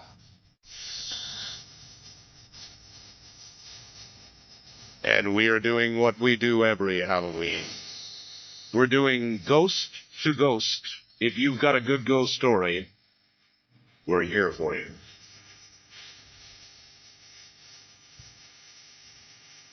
But first, something that somebody should have thought of long ago. Laprina. You know what that is? It's aspirin. Well, that's not magic. Aspirin's been around for... But wait a minute. You don't have to take Laprina, in fact, you shouldn't, by mouth. It's not even in tablet form. This is spray-on aspirin. Now, you say, well, what do you mean spray-on? Well, aspirin, normally you take pills, right? You digest it Digestive Tract 101, we talked about that. Gets into your bloodstream, and you have pain relief. Takes a long time, and is not very specific. Loprena, just like a nicotine patch that you put on your arm, puts nicotine into your bloodstream. Loprena, you spray on your skin. Say you got a sore knee, sore shoulder. You spray it directly on the area where you want the miracle. Ladies and gentlemen, aspirin does not need to be taken orally. It can be sprayed on. That's what Loprena is. The people who use it, I'm one of them, say it is damn near miraculous. It is. Call them. If you want Loprena, call them. It is Health Naturally that sells it, naturally. And the number is 1-800-308-4565. That's 1-800-308-4565. And if you ask them, they will tell you a way to get Loprena at a very low rate indeed. East of the Rockies, you're on the air. Good morning. No, I think we just missed that person. West of the Rockies, you're on the air. Good morning. Yes. I have a ghost story for you. All right. All ears. Where are you? I'm in Pasco, Washington. Okay. I was camping earlier this summer with a friend up in the mountains. There was actually 3 of us. We went up. Another camping story. Did you hear the last one? Oh, yeah. Oh, man. Oh, not that bizarre, actually. We were up in the mountains, probably 20 miles from the nearest town and 10 miles from the nearest person. Yes. Way out on a logging road up on a clear cut. Someplace we used to go, just for the weekend or something where nobody would be around. And sure. We were up there, and me and this girl went walking down the road, and my friend was sitting up by the campfire, and we come back about 10, 15 minutes later, and he's in the car hiding. God, no, he's probably got tired and went to sleep. Yeah. He gets out of the car and goes, "Who is the guy that just came by?" And I looked at him and said, "Get real, man. We're 10 miles from the nearest person. Who the heck could come up here?" Right. He said, "Some guy in a black robe comes by, looks at him and says, 'This isn't right,' and just walks off." Meaning, he thought, what? This isn't right that you are here? That's what neither one of us could understand, because he'd never been there before. In the road that I was on, they had clear-cut it in another direction, so the road was almost grown over, and I remembered where it was. It was one of the roads that trees had now come up in the middle of. Right. And we had no idea what the heck he was talking about, and he just kept going on. Somebody came by and said, "This isn't right." He just kept going on and on. So finally we just left because he was just going ecstatic about it. That's weird, all right. That's very weird. And so you just never found out anything more about this? He still, every time I talk to the guy, he still goes on about this. He still thinks I had somebody up there with us. But where we were, it was impossible for anybody to have found us. I mean, it was one of those places, if you were to get hurt or something, nobody would find you. Well, I guess that's one of those things you're going to have to wonder about your whole life, huh? Apparently. I have another quick one, if you don't mind. Very quickly, yes. I worked in a plant up in a little city up north of here called Lake Stevens. Actually, it's on the other side of the mountains from us. Right. And I was in working one night. It was a Prestolog plant, and it was very noisy, so you wear earplugs. Mm-hmm. And all of a sudden, I heard somebody call my voice. There was only 2 of us that worked in the plant, so I figured it was the other guy, and he was out on the forklift outside. So I went outside, and as I'm going out, he's coming in and said, "What did you want?" There was nobody around. He said the plant had been doing it ever since they had built the plant. It's done that. One person will hear somebody call the name, and the other person will come in as the other person's going to look for the other one. But nobody could figure it out. Well, it's just, it's in line. Thank you very much for the story. It's exactly the kind of thing we're talking about. Art, my father died of cancer in the summer of 1992. Now, I'm in the Navy. Was stationed in Maryland at the time. I knew he was ill, but the cancer spread to his spine unexpectedly and caused him to become incapacitated literally overnight. My wife and I had to travel to the hospital in Florida. He was so incoherent by then that I never got a chance to speak to him one last time. He died a few days after our arrival, moments before we got to the hospital on that particular day. After paying my respects and comforting my mom, my wife and I left the hospital. We entered an elevator that was going down to the lower parking area. Suddenly, the elevator began going up and stopped on the next floor. The door opened, but there was no one in sight. Also, there were no stairs that anyone could have exited by. The doors began to close and then opened abruptly as if someone were blocking the entrance. This happened several times until my wife finally said, "Okay, Preston, knock it off." The doors closed. The elevator took us to our desired floor. I feel this was simply an attempt by my father to let me know that he was there, that he was okay. Just thought you'd enjoy the story. Thanks. James in Honolulu, Hawaii. There you are. East of the Rockies, you're on the air. Good morning. How you doing, Art? Okay. I've been trying to get a hold of you all night. Where are you? I'm in Cape Girardeau, Missouri, listening on KZIM. Oh, that's right. You're on a portable phone, too, aren't you? Cordless phone, yeah. Yep. Do you have a regular one?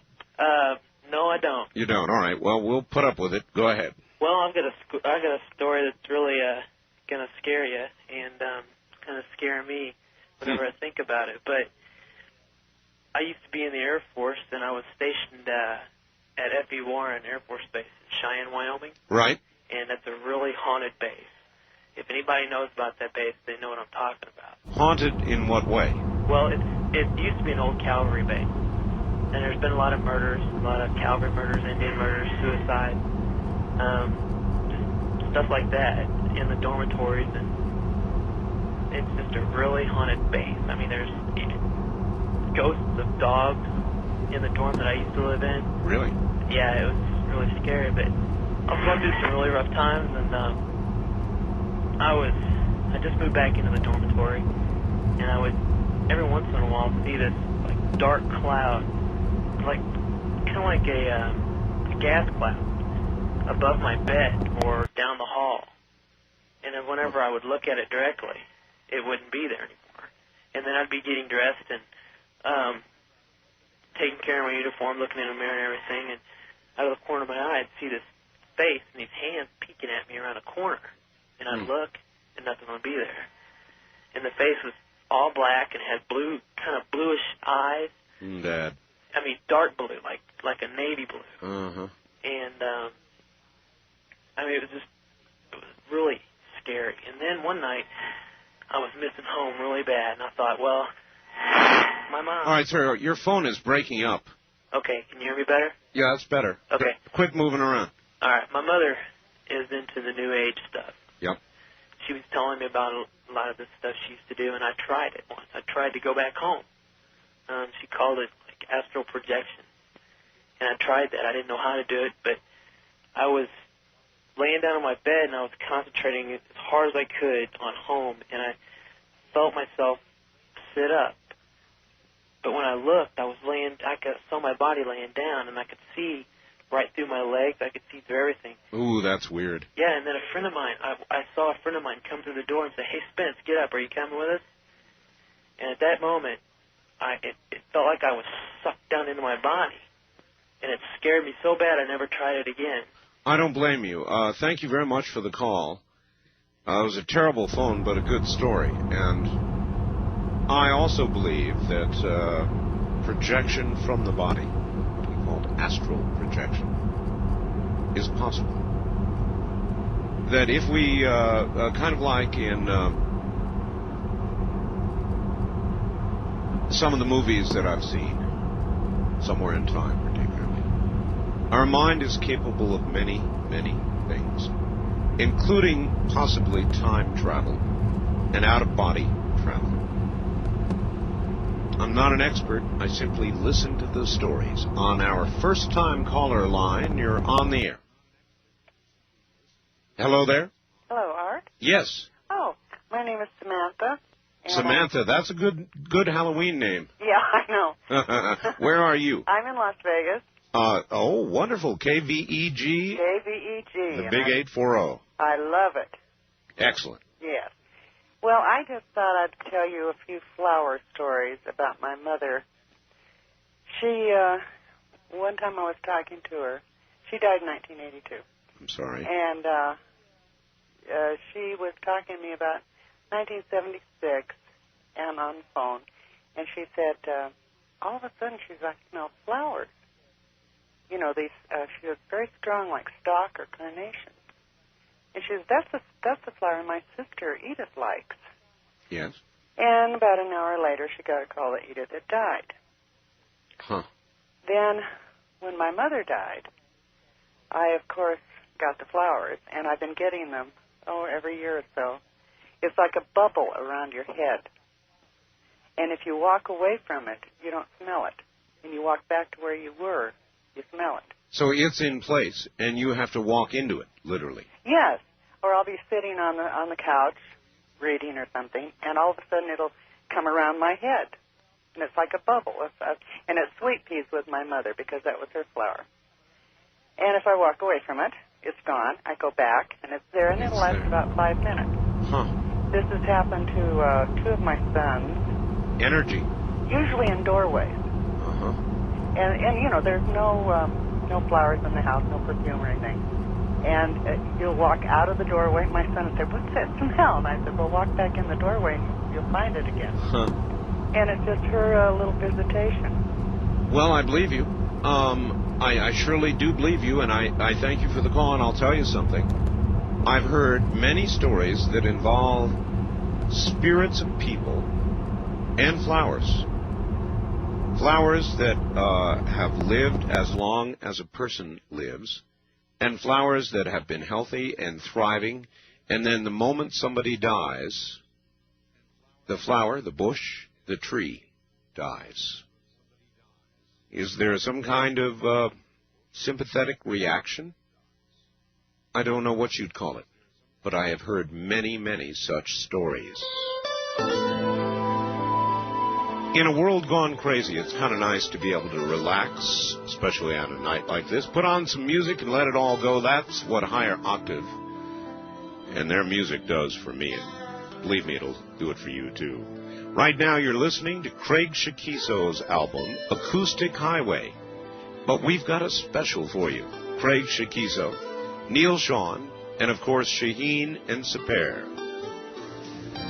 It's just laid back, come get me kind of music. And these are pros. Craig, former lead guitarist with Jefferson Starship, 13 Gold and Platinum albums, a Golden Globe Award, a Grammy, an Oscar nomination, not a lightweight. Remember the great prices they offered on the Cusco music? Well, listen to this. You get 3 terrific CDs for $39.95. Or if you'll settle for cassettes, $27.95 will get them on the way to you. And you're ordering directly from the music label itself, Higher Octave. The number to call, 1-800-562-8283. Mention my name, Art Bell. Give them a call, 1-800-562-8283. Higher Octave, the name for 21st century music. Hey, you don't have to put up with it. I know a lot of you do, but you don't have to. What am I talking about? Hard water. Hard water spots on glassware, windows in your car. That crusty ring in your toilet bowl. Hard to remove soap film on shower doors. Frozen valves on faucets. Hard scale buildup in your water heater costing you extra money, about $275 a year, just to heat the water. Well, I don't have those problems. I've got GMX water conditioning in my home for over a year now. 3 small units, easy to install, no maintenance, no electricity, no salt. That's right, no salt, no back flushing. Using magnetic technology, GMX conditions the water, eliminates hard water buildup, yet allows your water to maintain its healthy minerals, making it great to drink and wonderful for plants. How can you go wrong? For $600, you can treat your entire home, and the units come with an unconditional 90-day money-back guarantee and a lifetime warranty. You've got nothing to lose except that ugly white stuff. Call the folks at 1-800-4060-GMX. By the way, they're celebrating their 2nd year on the Art Bell program, so if you order now, they'll send you a copy of my new book, absolutely free. Call 1-800-4060-GMX. Order today. That's 1-800-4060-GMX, anytime, day or night. Little caveat there. The first printing of the book is sold out. They will indeed honor that, however. And the moment the second printing, which is underway right now, is available, your book will be on the way. First, let us go east of the Rockies. You're on the air. Hello. Hey. Hey. Wanted to get in a plug for satellite, too, because if it weren't for satellite, I wouldn't be able to hear you right now. You're in where? Where are you? Gainesville, Georgia. Gainesville, Georgia. WDUN. And we lose you at 5 a.m. Eastern. Well, that's when I guess they begin their morning show. Yes, it is, and I'd much rather listen to you. Well, that's very kind. Yeah, we're on, I should tell people that, I guess. We're on F1, satellite F1. Oh, well, they've changed it back to C1 now. C1, F1, a satellite band, any other name. And transponder number 5, and 5.8 audio. So there you are, everybody. So we're glad you have still got us. Do you have a story? Yes, I do. In fact, I'm not sure just where to start, because the situation started with Ouija board, as you were talking about earlier. But the part I want to tell you about most occurred further on down, so I'll skip that. All right. I was my freshman year in a small southern college, and ran into a guy in the student center who started talking about witchcraft. Yes. And was telling us stuff and claimed to be a black witch, and had me curious. And there were 3 others that were with us, that were with me a lot, that we were talking to him about it. And one day he wanted us to go with him that night to a black mass. And I was brought Protestant. I wasn't even sure what mass was. And my best friend, my roommate, had a test scheduled the next day, so she said she wasn't going to go. She had to study and had to get some sleep. Well, the key word, of course, was black. There are masses and masses. Yes, and and I don't know that I really believed that he was a witch. I was thought that a lot of it he was just trying to take advantage of gullible freshmen. And so there was a curiosity factor. Yeah, and sure. So we decided we were going to go. And this was back during the time when the dorms were locked at 11 o'clock and the women were not allowed to be out of the dorms, and back in the dark ages. And so I chickened out at the last minute and decided I wasn't going to go, because if I'd gotten, called out of the dorm, I could have been expelled, and I'd worked too hard to get to college to take the risk. Right.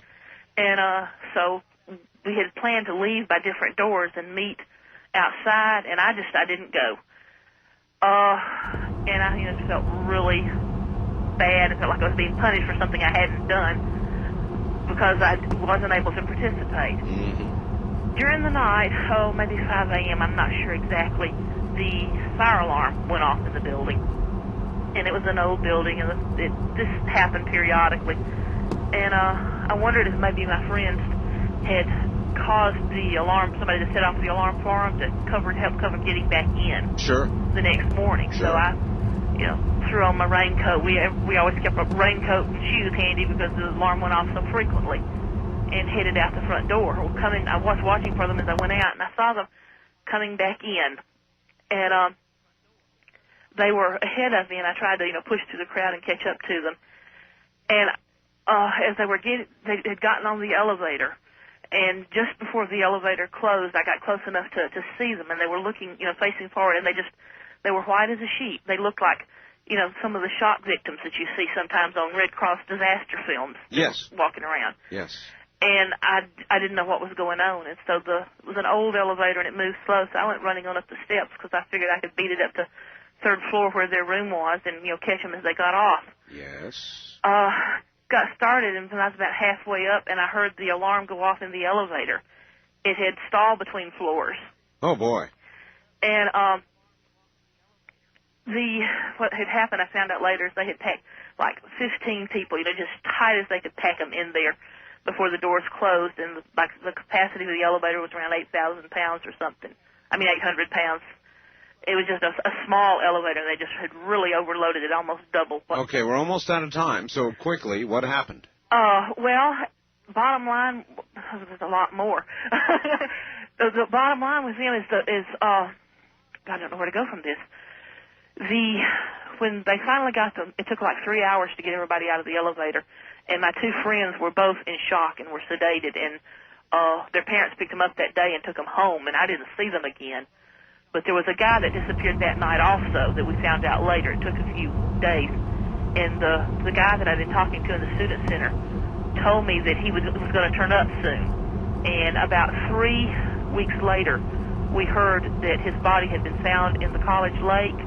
His neck, his throat had been cut, and it looked like his body had been drained of blood. Oh, my God.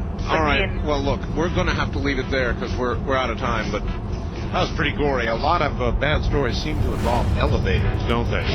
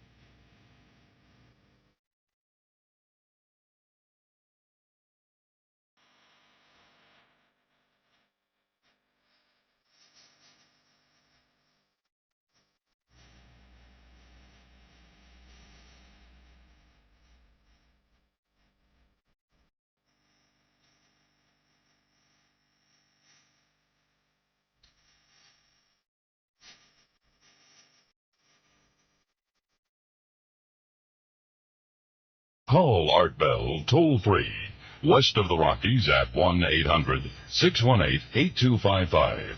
1-800-618-8255. East of the Rockies at 1-800-825-5033. 1-800-825-5033. This is the CBC Radio Network. This is Ghost to Ghost, actually. Good morning, everybody. Is this not a fabulous rendition?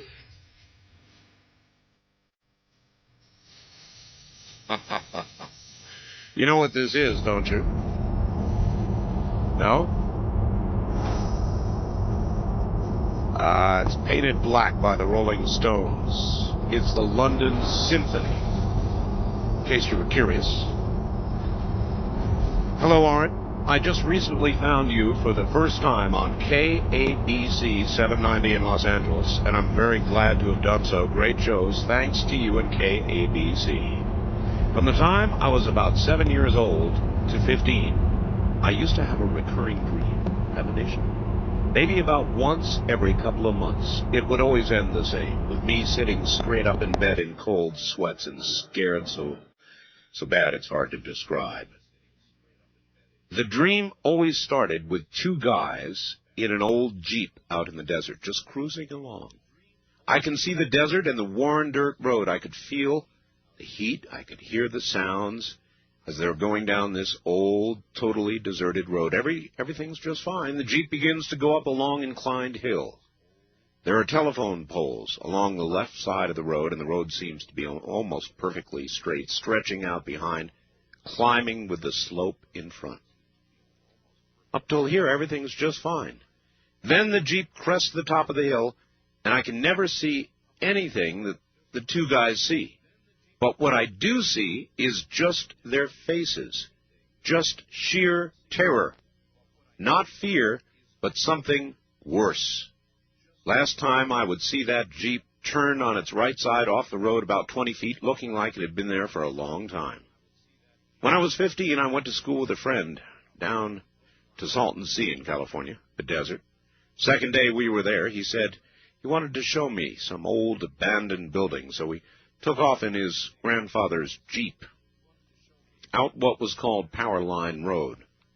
Well, we were about an hour from the house. The road began to climb upward, power lines on the left. All at once, all that fear from the dreams came back like a tidal wave, and I began to freak. I'm yelling at Steve to stop the Jeep or I'm going to jump out. I was not going over the crest of that hill, no way. At first, he thought I was messing with him, but he realized I meant it. He stopped, and I told him about the dreams. He kind of laughed at them. But we turned around and never, ever went down that road again. I never had the dream again. But the hair on the back of my neck is standing up now the way it did that day. Dan in Los Angeles. Believe you, Dan. Let me tell you about something that is the product of the year. It is called Real Talk. Now, Real Talk is just a good AM/FM digital radio. AM and FM. It covers everything you want covered. It's got a good front end, receives weak signals. It has got 10 memory presets. It's got a built-in microphone. It has a sleep timer, 90 minutes. It's got batteries, or you can plug it in. And then it's got one very, very important feature. It's got a cassette deck built in, and guess what? You can record up to 3 hours on one side of a 90-minute cassette. This is the talk radio person's radio and recorder. And you can set it to record when you want to. So you can record my program or Rush's or anybody else's. 3 hours on one side of a 90. Amazing. Hottest product of the year. Want one? They're $139.95, and that means getting into your door, shipping included. Here's the number. 1-800, you can call at 7:30 in the morning. 1-800-522-8863. 1-800-522-8863, the Sea Crane Company. West of the Rockies, you're on the air. Hello. Hi, Art. Cameron in San Francisco, KSFO. Hi, Cameron. Well, I got a whole bunch of them, and I had to think about it, and I finally came up with the best one that I've experienced. That's what I like. Okay. Well, this one, did you ever see 2010? Of course. Well, you remember where that ghost is on the ship, and he says something's about to happen, something wonderful? I do. Well, this is that kind of story. All right. When I was about 20, I just became a father on accident, and I was sitting in a karaoke bar sulking. I wasn't drinking, but I was in the karaoke bar sulking, getting ready to sing, and my girlfriend walked in, and she's about 6 months pregnant, and I wasn't supposed to be out that night. And I just figured, I got all this youth inside me, and I kind of realized at that point, I was just... So you were going to try to sing away your blues. I was going to sing away my blues. I was going to try and sing it all away. I just wanted to ignore, the fact that I guess it's time to grow up. I hear you. I mean, it is very sobering when she walks in and you see the big belly and you realize... Oh, yeah. Yeah. Mm-hmm. Well, I'm sitting there, and a few years before that, I made an oath, and this was a spiritual mistake on my part. I swore on my father's grave that I would quit smoking, and I'm sitting here in front of my computer with a cigarette right now. Uh-huh. Well, I'm sitting in that bar, and then I got this strange feeling, right, that somebody was standing behind me. You know when you get that feeling like you're being watched? Right. Well, I'm sitting there, and I get this strange feeling I'm standing behind me, and since then I kind of think I got eyes in the back of my head, and I could almost make out this figure watching me. I know that feeling. Yeah, I'm sure you do.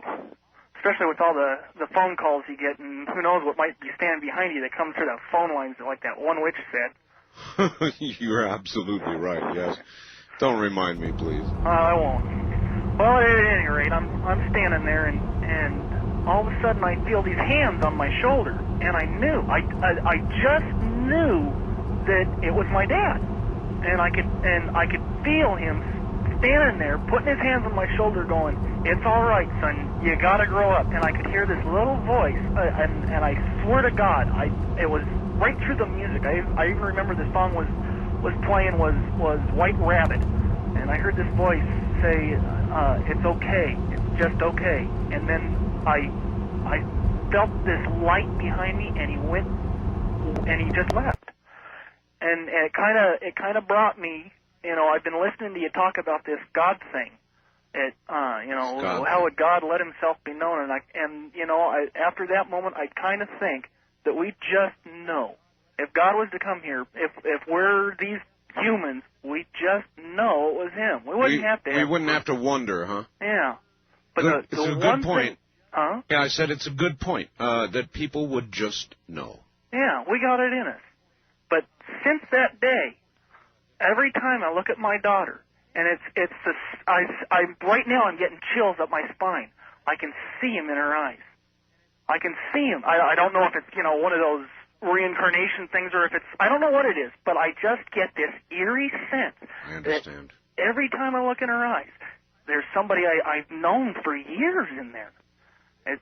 But I don't know. I just thought I'd tell you about that one because it's my favorite. I appreciate it, sir. And I appreciate your call. Thank you. Of course I know what you mean. And to look into your daughter's eyes and to see him.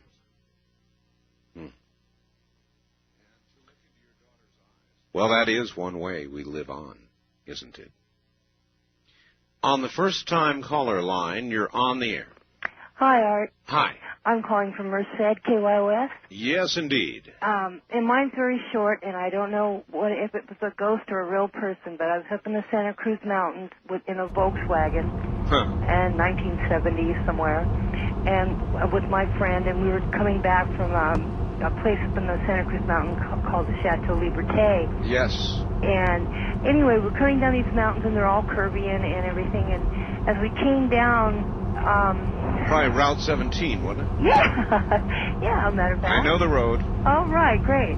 Well, then it's all rocky at some areas on the side. It's all it's all green and all that and trees but anyway, it's a 2-lane road, right? And we're coming along, and it's down one of the downhill ways, and there's this. We come in, and we're kind of talking, a couple girls, and we're talking, and there's this man lying in the road on our side of the road, and he's lying in the road with his head on the white line, and he has on a suit that's like kind of checkered. It's not a normal suit, but it's a suit. Right. And we just notice it very quickly. It's a checkered suit, and he's just lying there, and we dodge him at the last moment, and that's all we ever saw of him. It was just a dodge of this man, but he was lying there, and he was smiling. He wasn't dead. He wasn't squished or anything. He was just lying in the road, and we looked back, and we didn't, you couldn't see in the dark, but he wasn't, there wasn't a grimace on his face or any pain or anything. He was just lying in the middle of the road. Well, you lie on the white line long enough, and you will be squished. Well, absolutely. But there was like headlights way in the distance behind us, and they didn't make a swerve or anything, so we didn't know. And one other really quick thing is my mother grew up in the hills of Virginia, and she told me lots of stories. They had many sisters, and 7 sisters. Anyway, they were coming home one night, and their mother through the woods, if you can imagine coming home through the woods at night, but they did it all the time then. And at any rate, they came in, and they were supposed to get home before dark, and they didn't. And there was a little creek-like thing that they had to jump over, and it was small enough to jump over. But when they jumped over, it was dark, and they were afraid of getting wet and getting in trouble. And as they jumped over, a match lit underneath of them out of the middle of the water. Yeah, there are many stories like that from them. All right, thank you. Thank you very much. All right, take care. The one about the road, 17 is a rough highway. It's like Highway 1 in a lot of ways, though inland. And then there's Blood Alley up in San Jose. Roads where a lot of people have been killed tend to be roads that are haunted. It's not really a reach to understand why. People died there. Spirits, energy, linger on those roads. It's just the way it is. You don't believe? That's fine. But it is true, You're listening to Coast AM, actually this night called Ghost to Ghost. We'll be right back. Although we eat food every day, we take for granted the process that it goes through to become energy. We take it for granted, that is, until the old internal engine begins to have trouble, causing pain and discomfort. It is no joke. Did you know that most degenerative disease begins in the lower digestive tract as bad intestinal bacteria gets out of control? Here's the good news, though. Experts say that most healing begins in the same place, and it starts with good bacteria. The good bacteria in your body is essential to health, energy, and a long life, not only because it breaks down your food, but because it kills the unhealthy bacteria. unfortunately, there are many factors that kill your good bacteria as well. They leave you vulnerable. Things like stress, bad diet, alcohol, drugs, antibiotics, even basic aging. But, listen, you can fight back, because now there's Natron's Healthy Trinity. Not one or two, but 3 unique products offered together for your convenience and for a healthy and long life. Natron's Healthy Trinity, Megadophilus, Bifidofactor, and Digestalock. They get rid of bad bacteria and add the good bacteria that keeps your engine running full force. Call 1-800-992-3323. That's 1-800-992-3323. I take it because it makes sense to take. It's that simple. Natron's Healthy Trinity. Call 1-800-992-3323. If you suffer from headaches, neck aches, sports injuries, low back discomfort, arthritis, rheumatism, bursitis, menstrual pain, joint pain, any kind of pain, let me tell you about Leprina. No more waiting for pain relievers to kick in. No more settling for alternative pain relievers just because your system is aspirin sensitive. Just spray on Leprina topical aspirin and enjoy soothing relief without side effect. It really is that easy, and it works. It actually penetrates the skin right down to where the pain is. Remember the name, Leprina. That's Leprina. You're going to be hearing a lot about this remarkable product, believe me. I've used Leprina on my bad back, and the fast-acting results are truly amazing. Spray it on, the pain's gone. Some pain sufferers are calling the almost instant results miraculous, but you cannot get it at your local drugstore. If you want fast-acting topical pain relief, just order Leprina by calling 1-800-308-4565. That's 1-800-308-4565. The truly reasonable cost is a bargain for this revolutionary new product.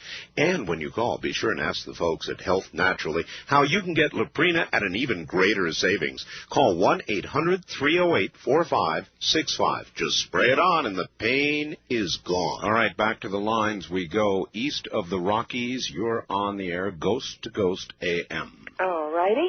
Where are you? I am in Owensboro, Kentucky, listening to WMI. It's a good place to be. Welcome. Oh, thanks. Have you ever heard of a ghost fire? A ghost fire? Yeah. Not exactly. Our railway station here in Owensboro was converted into a pizza place, maybe. Into a what? A pizza. A restaurant. I understand. Okay. Into a restaurant. And I worked there. Uh-huh. And there was this huge fireplace close to the kitchen. But it hadn't been used for years. There's no reason to. But you could hear the flame crackling in it and feel heat from it, but there wasn't anything there. Oh, now that's weird. Now, have you ever heard of anything like that? I know it happened. Everybody that worked there knew it. Did it happen? But we could never come up with an explanation. Did it happen frequently? Yes. I don't think I'd like that. Well, it was a spooky old place. It just every now and then happened, huh? Yeah. So you could go over near it and warm yourself by the invisible. You could feel heat from it. You could hear the fire crackling, but you didn't see any fire. It was just there. No, you're the first. Well, good. But this is a place for first. I appreciate your story. Okay. Thank you. I have no idea what to say about that.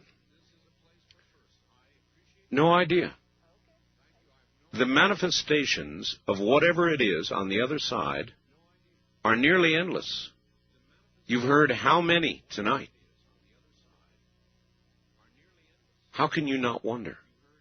As our scientists wonder about the 100 million planets that they say have inhabited intelligent life, how can you not wonder about the kind of stories you're hearing this morning?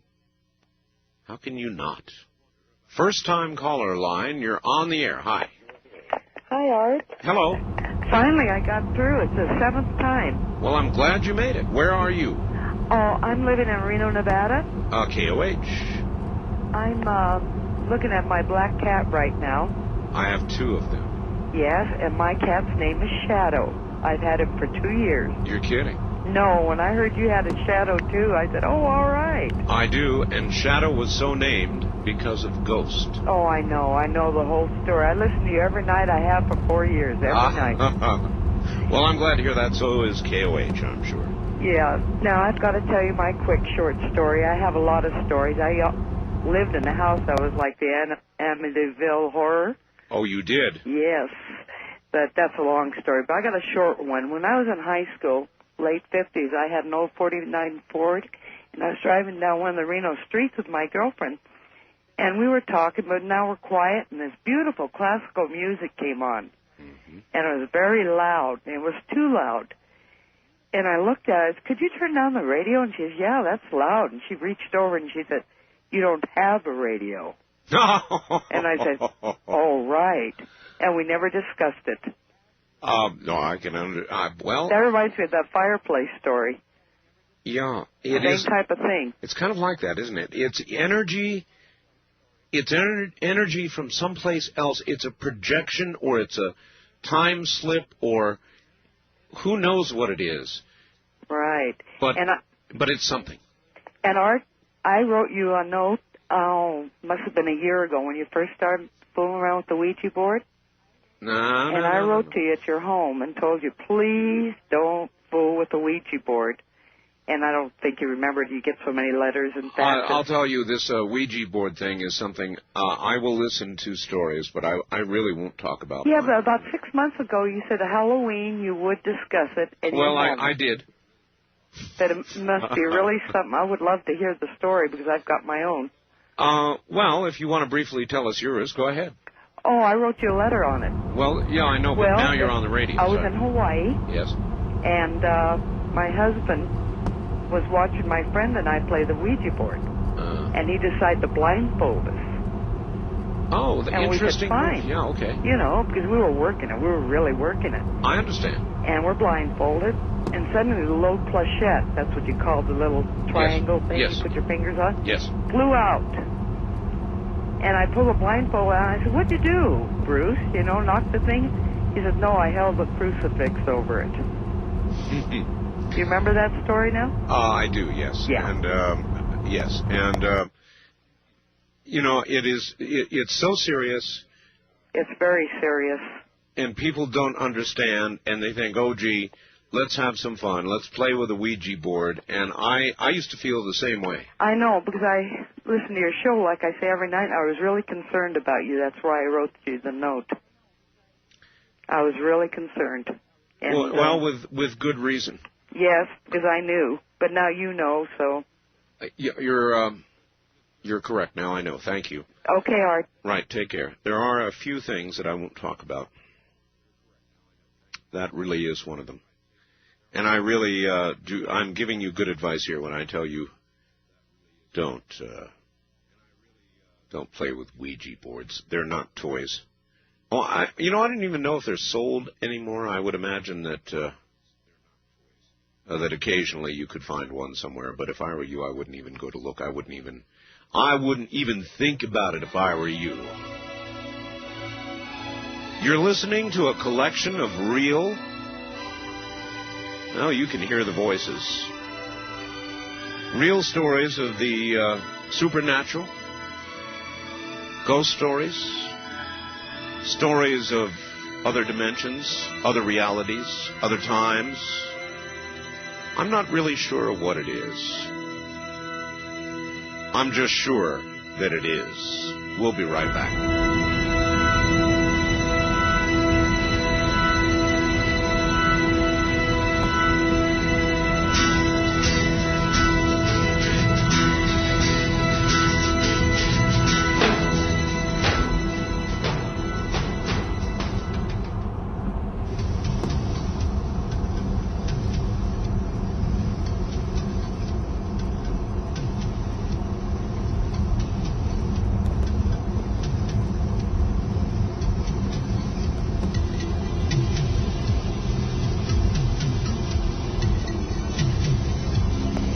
Art Bell is taking calls on the wildcard line.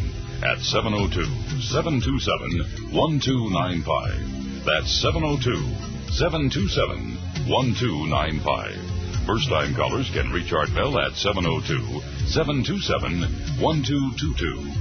702-727-1222. Now, here again, Art Bell. I can sure tell you how to send good spirits. Send flowers. You never mistake those for evil. You never mistake flowers for a bad message. It's always warmth, love, caring, feeling. And believe me, it works. Absolutely Fresh Flowers is the company of which I speak. They sell flowers to you directly from a flower farm. And you get more flowers than you can believe. Miniature carnations, every single color of the rainbow. If there's somebody in your family who's got a birthday or an anniversary or any special day at all, you can't go wrong. You call them, they go out and cut them right there at the farm, pack them up in a big triangular box, and they get delivered the next day by FedEx.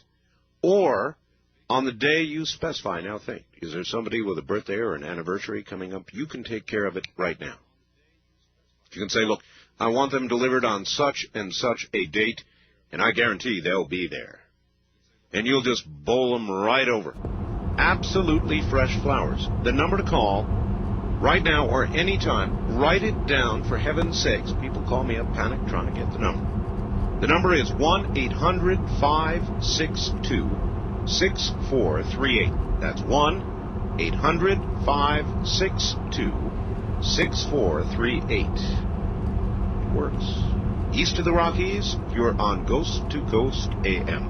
Good morning, Semper Paratus. How you doing? Where are you calling from? Jacksonville, Florida. All right. Good to have you. It's great to be here. I've been enjoying your ghost stories, and this is one of the few times I've been able to tune you in here and everything. What station are you managing to get us on? WOKV. WOKV. Mm-hmm. All right.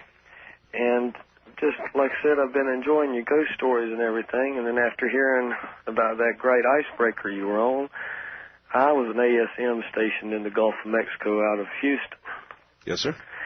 And we've had I don't know whether to give you the Coast Guard's official version or our official version of some of the stuff we had seen back then. You tell me what you know. Okay, this was 1980, 1983, for there.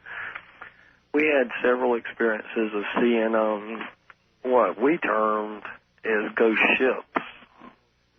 And it wouldn't never show up on the radar, but we would hear it from, small boats, 41-footers and stuff, of seeing different, like, glowing three-masted type schooner-type ships.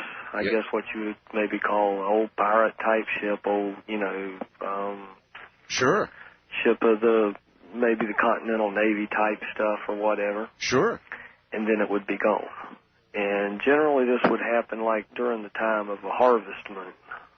And there must be energy connected to things and events, and that's all I can figure. Ships that come back, ships that linger, maybe ships that went down. Now I'm going to ask you the opposite. What did the Coast Guard say about this? I mean, if you guys would see it and file a report. I'll put it this way. I was sent for psychological evaluation 2 different times. Let's see, the first time I was sent to NASA Bay there, and got to talk with some of the Air Force's people and some of the government's people, and they'd tell us, what you seen was an electrical phenomenon that was caused by, different types of gravity and all, just a bunch of junk. Second time was told it was some sort of fluorescent stuff caused by the ocean. But personally, believe me, I've jumped out of too many helicopters and hit that water in some cold stuff and some warm stuff, and that there was a cold that you would never forget. It was just that real. I hear you, sir, and I believe you. Very unbelievable, but very believable also. I appreciate your call. Thank you. Jacksonville, Florida. I do. I hear you and I believe you. And you should believe people like that, too, because these things do happen. It's part of our world, unless you turn it off. And I guess you can turn it off. And if you do, in all likelihood, these things will not occur to you or around you, or you will not be aware of them, and you may laugh at them. And if that's your way of handling it, I don't fault you for that. That's fine. West of the Rockies, you are on the air. Good morning. Where are you calling from, please? Fairbanks, Alaska. Listen to KFAR. Way up in Fairbanks, Alaska. Yeah, we're having a heat wave up here. Really? Yeah. Oh, shouldn't it be getting cold up there now? Well, we've only got maybe 2 inches, 3 inches of snow, about 36 degrees. Real heat wave. Yeah. I just wanted to mention, I don't think anybody's told you, but one of your favorite singers is going to be here this Friday. Who? Maria Muldaur. Is going to be in Fairbanks? Fairbanks, Alaska. Oh, I hope everybody in Fairbanks says hi. Art said hi to Maria. I wish I could go see her, but I work nights. I just don't work tonight. Well, I'm sure that just about everybody who'll be going is listening, so everybody please tell her Art said hi. Yeah. Quickly, I got a couple of real short things, and then I got a story. All right. I think God has sent a sign. It's that scream that you are playing that is a Sasquatch. In Australia, they call the Sasquatch a Yowie, and here in Alaska, they don't call it a Sasquatch, but they call it Hairy Man. They call it what? Hairy Man. Hairy Man. Well, okay. Hairy Man, and they've got a good article in the Alaska magazine, which I should put one in an envelope and send it to you. I would very much enjoy that. I think you would. Anyway, the story is about a truck, semi, that had been in a wreck and killed the driver, but there was no trailer attached to it. And the truck was repaired and put on lot, and it was sold. Well, every time it was sold, the person that bought it would bring it back and said they couldn't drive it. Something was weird with the truck. They kept bringing it back every time. Finally, one lady bought it. She wanted to get into the trucking, and she dealt with it. She just had to prove to her family and everyone around her that she could survive in the trucking industry. Right. And I may miss some of this because I read this in a little trucking magazine thing. Right. But I think it happened in Kentucky, and every time she went by, she'd get a cold feeling over her shoulder every time she went through this one area. It was like the truck was beckoning her to go through here or something. Right. And as it turned out, the guy that got killed in that truck had left his trailer somewhere, but it was never found. It was never traced. They could never find it. But he had parked it next to a cliff, and somehow the cliff gave way, and it buried the trailer. And every time she went by this area, she got a cold feeling in that truck. And finally, the rains or something washed that truck, and it showed it. And she somehow got hooked up to that truck, and she took that truck to its final destination. And ever since then, that cold feeling in that truck disappeared. Wow. Now, is that a story? That's a story. But I was sitting in a semi, I don't remember where, a truck stop, reading this, and I just got cold shivers all over me when I read this. I can imagine. And I couldn't wait to get through. Well, I'm glad you made it through, sir. Thank you. And again, that's weird. It's like,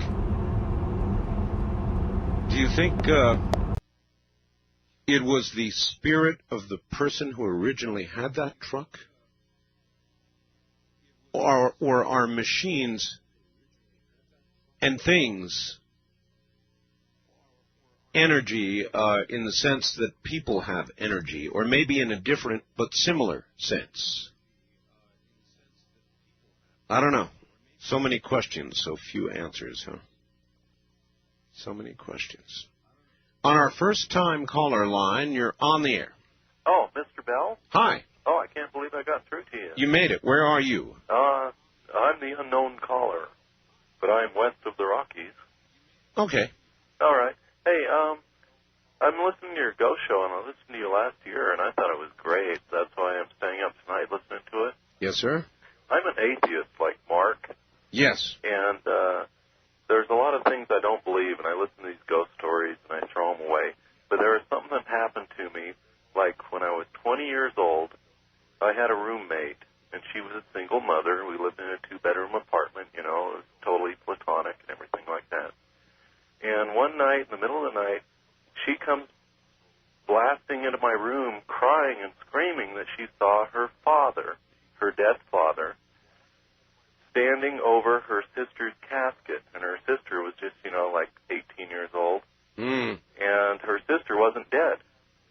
And she said her father was telling her, your sister's going to be hurt. She's not going to die, but it's going to be close. And so I'm going, well, anyway, I calm her down, get her back into bed. Anyway, the next day, we get a phone call from her mother saying that her sister was seriously injured in a car wreck. And go to the hospital and everything and see her, and she's like in ICU, Sure. barely hanging on by a thread. And I never gave much thought to it, okay, her sister pulled through and stuff. But it's always bugged me that like the day before the accident happened, my roommate came in and screaming and crying that she saw her deceased father over her sister's casket, just right there in her bedroom. So it bugs you. Yeah. Then you're not an atheist. Well, you're an agnostic. No, an agnostic is just a gutless atheist, I've always thought. But I'm listening to your show again, and this is bringing up stuff that there's stuff that we don't know. Yeah, that's the whole point. I mean, how can you listen to this? These are serious stories. As you know, I treat it seriously, and so my callers do. And how can you listen to this and not become a gutless atheist? Well, yeah, that's exactly right. I don't believe everyone that calls your show is a liar. They're not. These things are stuff that happens. These things do happen. Yeah. I appreciate your call, sir. I thank you for the call. I mean, how can you listen? And then how can you say there is nothing? When we die, we just simply pass into blackness, into nothingness. That this life all goes for naught. That the energy that is our being beyond our physical bodies is not. Does not exist? I don't think so. No, I'm sorry, sir. You sound more like the gutless atheist you described. Or put more digestibly, an agnostic. The 818CS by Sanjin is verifiably the best radio in the world for the price. And it is virtually a total communications receiver inside the body of a portable. It covers AM/FM shortwave. It does so in continuous coverage, 1 or 5 kilohertz segments. Now, I know this is going to cause a lot of eyes to glaze over out there. But if you want a good emergency radio, if you want a good all-purpose, very sensitive, selective radio with expensive filtering, wide, narrow AM filters, an RF gain control, a BFO, again, the eyes glaze over, right? And you're saying, what the heck is he talking about?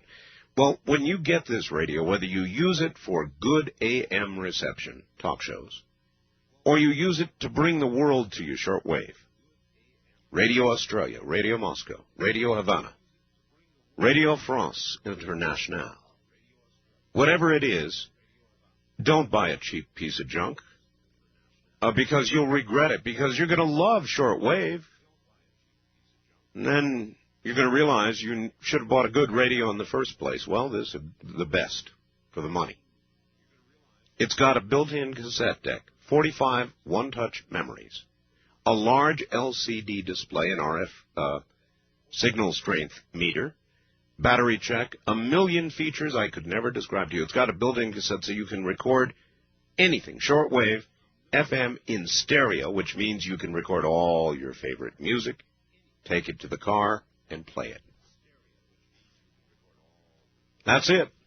That is the Sanjin, and we know we've got the lowest price in America. How do we know that? Bob Crane will, if you present him with an ad showing a lower price, he'll match it. no sweat from his brow. Nobody has yet done it. This includes shipping and handling and, of course, the very now famous Sea Crane Company guarantee. These are good people. It means, for example, if there's anything wrong with the radio, they're shipping you a new one before you have sent them the old one. It is a remarkable, ethical company, and they'll stick with you, and if you get stuck and need help, they help. Unlike so many others these days. The price, including shipping and handling, $224.95. The number to call beginning at 7:30 a.m. Pacific Time is 1-800-522-8863. That's 1-800-522-8863. Many of you health-conscious folks are familiar with antioxidants and their amazing health benefits.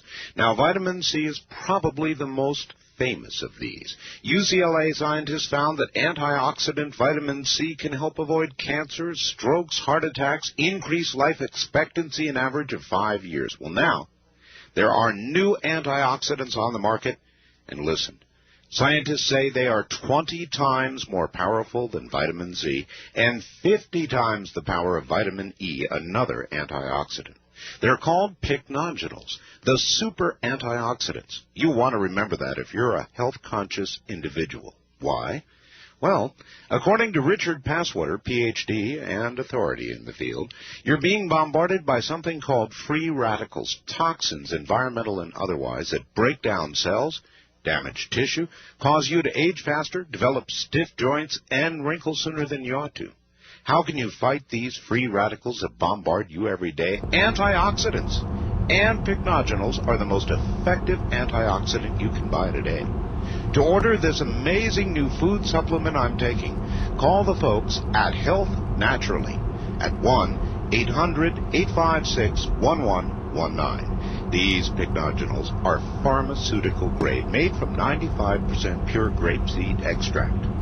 It's the very purest on the market, giving you the most benefits. Call 1-800-856-1119. That's 1-800-856-1119. All right, back to it we go. And on the wild card line, you're on the air. Good morning. Good morning, Art. This is Judy, and I'm in Oregon. Okay. And I wanted to tell you that we live in a haunted house. Oh, now you do. Oh, yes, we do. We have for about 8 years. Would you turn your radio off for us, please? Yes.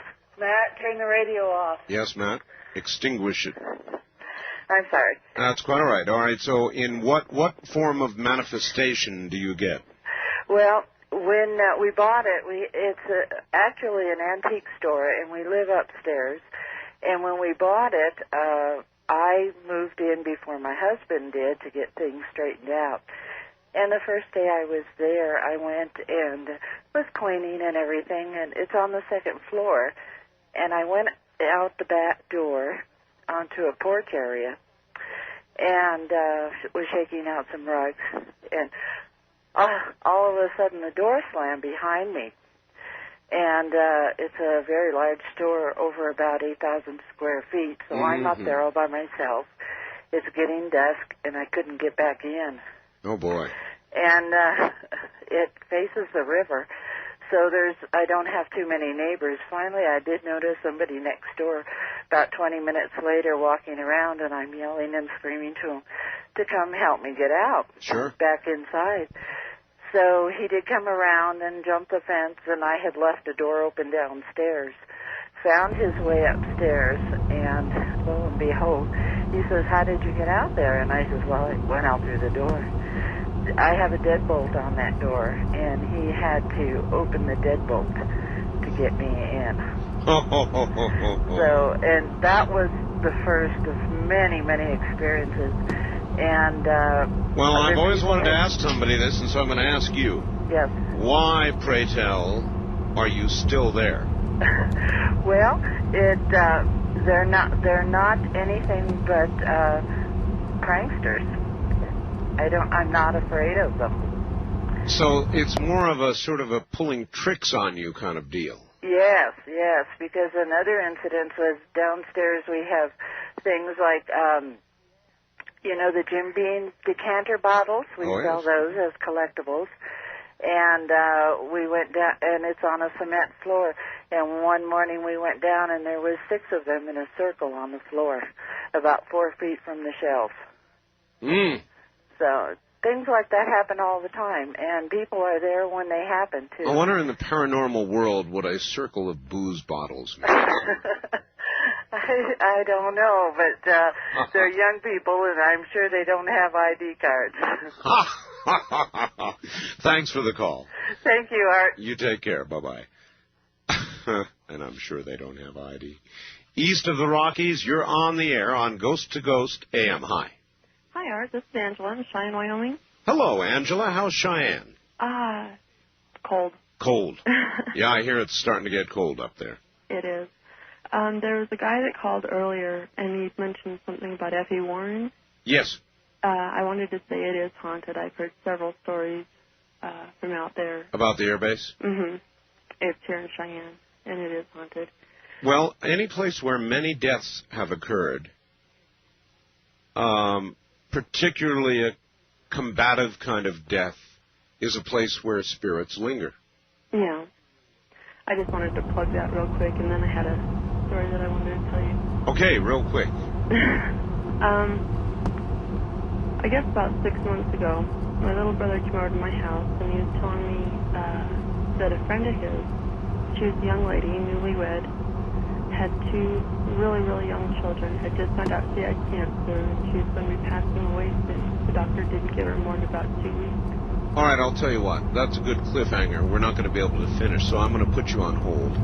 Okay. And let you hold. You won't hear anything. Don't let it worry you, and we'll get back to you after the break, all right? Okay. All right, stay right there.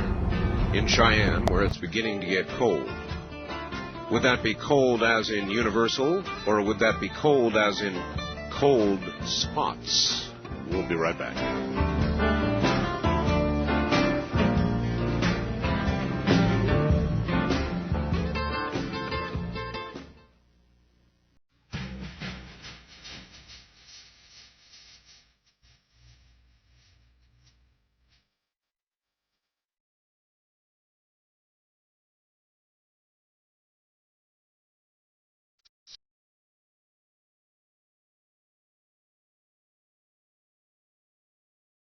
We continue with your calls to the Kingdom of Nye and Coast to Coast AM with Art Bell.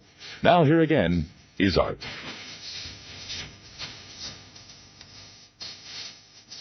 Hey there. It's Halloween. Have I freaked you out yet? Have they? Well, stay tuned.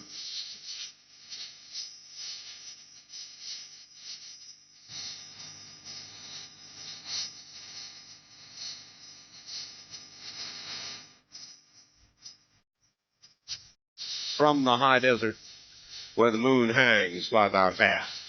It's kind of eerie out there right now. This is Coast to Coast. Now, Ghost to Ghost AM. And now back to our ghostly young lady. And, you're back on the air again. Hello. Hi. Hi. Okay. My brother was really devastated about this young lady when he found out that she had passed away. He was the first. All right, get into that telephone and talk up now. Okay. Anyway, is that better? That's a little better. You got to stay into it and talk. Project. Okay. My brother was friends with this lady, but I didn't know her. And my heart really went out to her, though, thinking that she was going to pass away and leave those 2 young children and her husband behind. And I kept thinking about her, and I couldn't get her out of my mind, like day and night for, I'd say, 4 or 5 days. And I was standing in my bathroom, and I felt something really strange, like almost a finger or something go across the top of my head. And I put my hand up there, and there was some kind of like a sticky goo on the top of my head. You'd been slimed. that my husband said, too. Well, he's got a good sense of humor. I don't know if it had anything to do with her, but it was just really weird. Well, it might have. But it's a good slime story, and I thank you for bringing it to us. We get at least one every Halloween. There is something about ghosts or entities or whatever you want to call them that many times involves a kind of strange slime. So when they did Ghostbusters, they kind of did a play on that, but there's nothing to play with. West of the Rockies, you're on the air. Hello. Hello, Art. How are you? I'm okay. I don't have an actual story, but actually I wanted to answer kind of a question you asked earlier about Ouija boards, like whether or not one could get them. And you might find this pretty scary, but apparently it's marketed by Parker Brothers. Actually, not like a couple days ago, I just saw a commercial about a bunch of kids playing Ouija boards. Really? Yeah. So it's that's fine. I guess you can get them if you want to get them. Go ahead. My advice is, don't do it. You don't have to tell me. Actually, I kind of think it's a stupid thing that they're doing. I'm an occultist myself, so I studied this field, and so I really think... Look, it's just a board. If Parker Brothers wants to sell it, that's fine. It's like sitting down.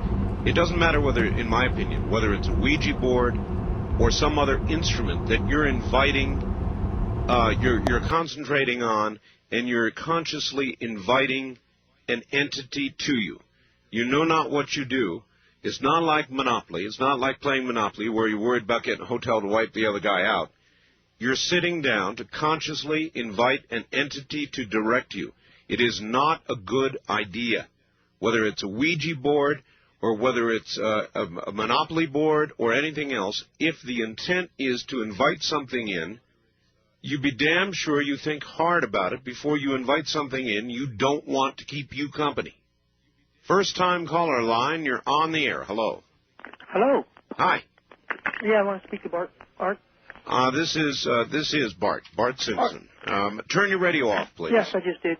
Okay, go right ahead. Hi, Art. Hi. Yeah, I just, so weird. I just got,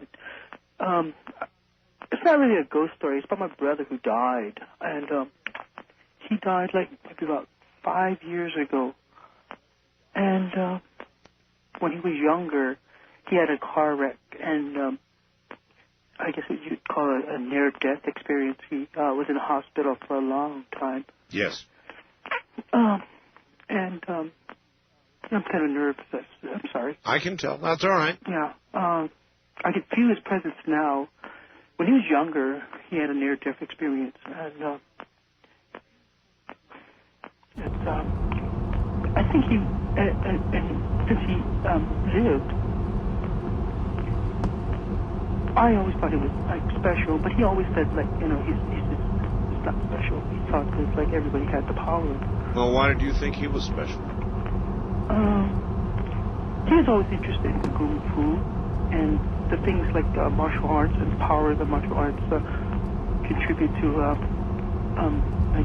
extra strength. And well, I don't know about that, but it does, thank you, contribute to a concentration, and the martial arts focus you. And whenever you focus, you can run into something you might not expect. Here's an interesting fact that just showed up.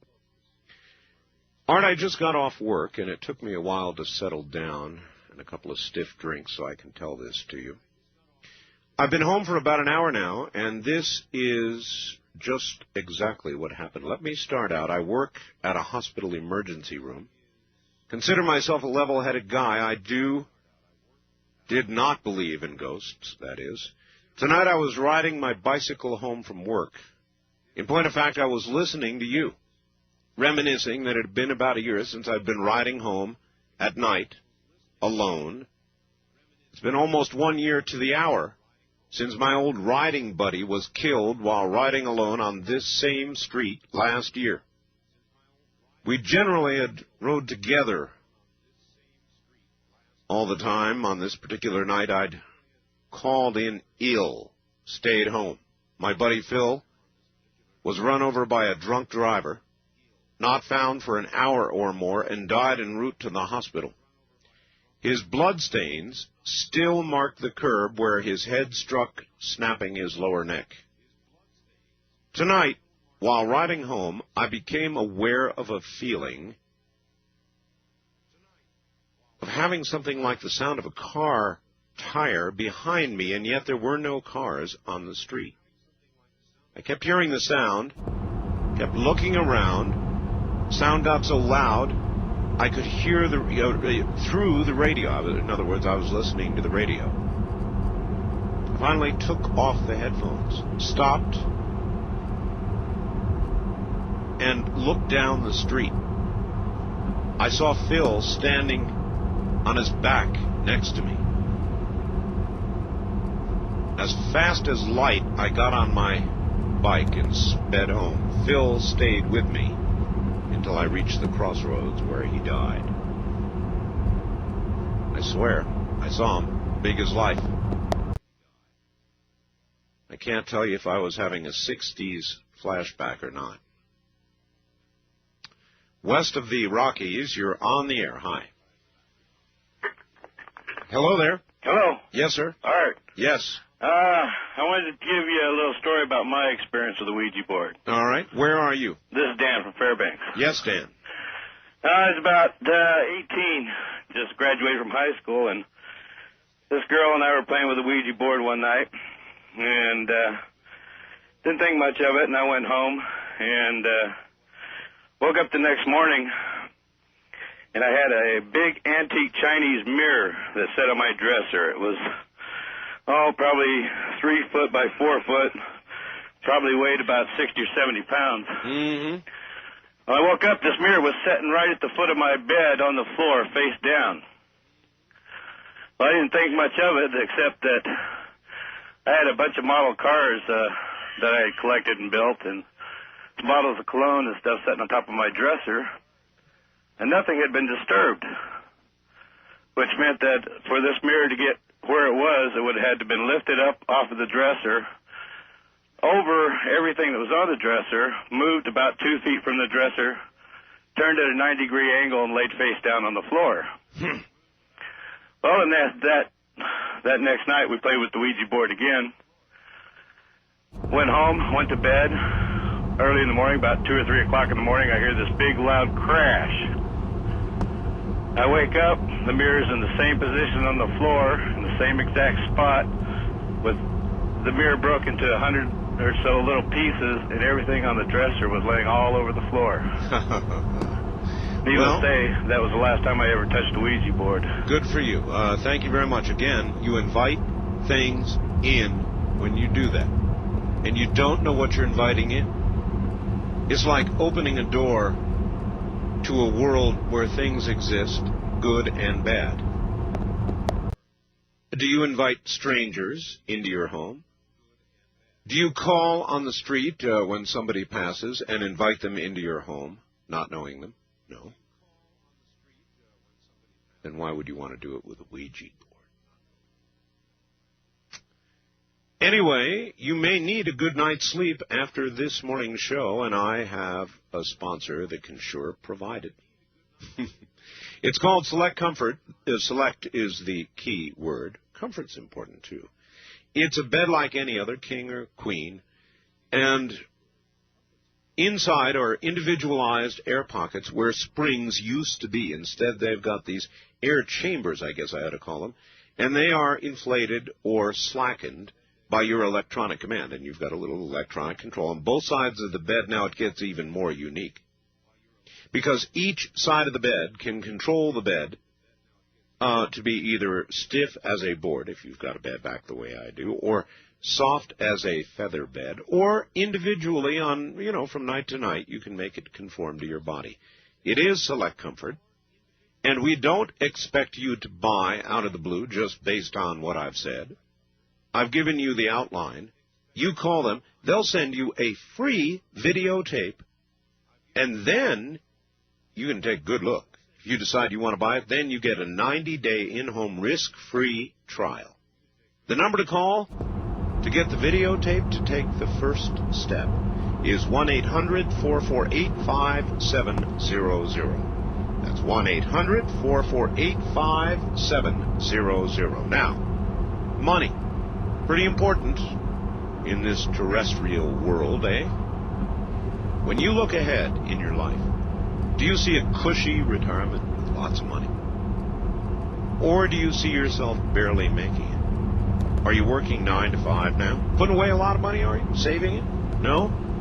Well, you might want to meet Ken Roberts, and we can introduce you. He is a financial investor and educator, and he's known around the world in 89 countries for his honesty, integrity, and something very special. His unique ability to teach people just like us how to invest in commodities with minimum risk. We've talked to a lot of people like Tim in California, a Learjet pilot. He made $30,000 profit. Bob in Utah, retiring from truck driving after he made $48,000 in his first year. Now look, commodities are usually regarded as a very risky venture, but not with Ken Roberts. He'll teach you how to invest, and you invest on paper until you're confident, and then you'll just throw the paper away, start using money, because, who wants to be losing that kind of money? That's how confident you will get. Now, we will send you what it's called a money kit, a 44-page report and a cassette tape, free of charge. You look it over, decide if you want to give it a try. Call Ken Roberts Company. He's got a good number, too. It's 1-800-GOLD-KRC. 1-800-GOLD, as in that glitters, and KRC, as in Ken Roberts Company. Again, 1-800-GOLD-KRC. How many of you remember a time when you could take a penny to the corner grocery store, and there you could buy a nice piece of candy or even a postcard? Well, of course, today the convenience stores have a bowl of pennies on the counter with a sign that usually says, "Take one if you need one." Can the dollar be far behind? You really can't buy anything for a penny anymore. In fact, a dollar will only buy what a dime would a few years ago. The only form of money that still buys what it did once before is gold. Over 100 years ago, an ounce of gold was worth $20. For that, you could buy a very nice new suit. Today, that same ounce of gold is worth nearly $400, and guess what? You can still buy a really nice suit. Today, you need to have some gold in your investment portfolios for protection and profit. My friends at North American Trading will be happy to show you how you can own gold in privacy and safety. It's really simpler than you might think. Call 1-800-877-9799 and ask for their free information. Investors have always turned to gold during times of inflation and economic uncertainty.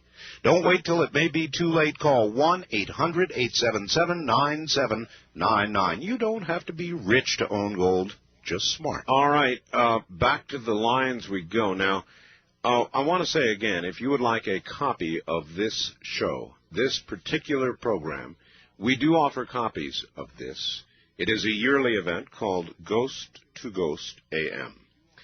And the way to get a copy of it is to call 24 hours a day, 1-800-917-4278.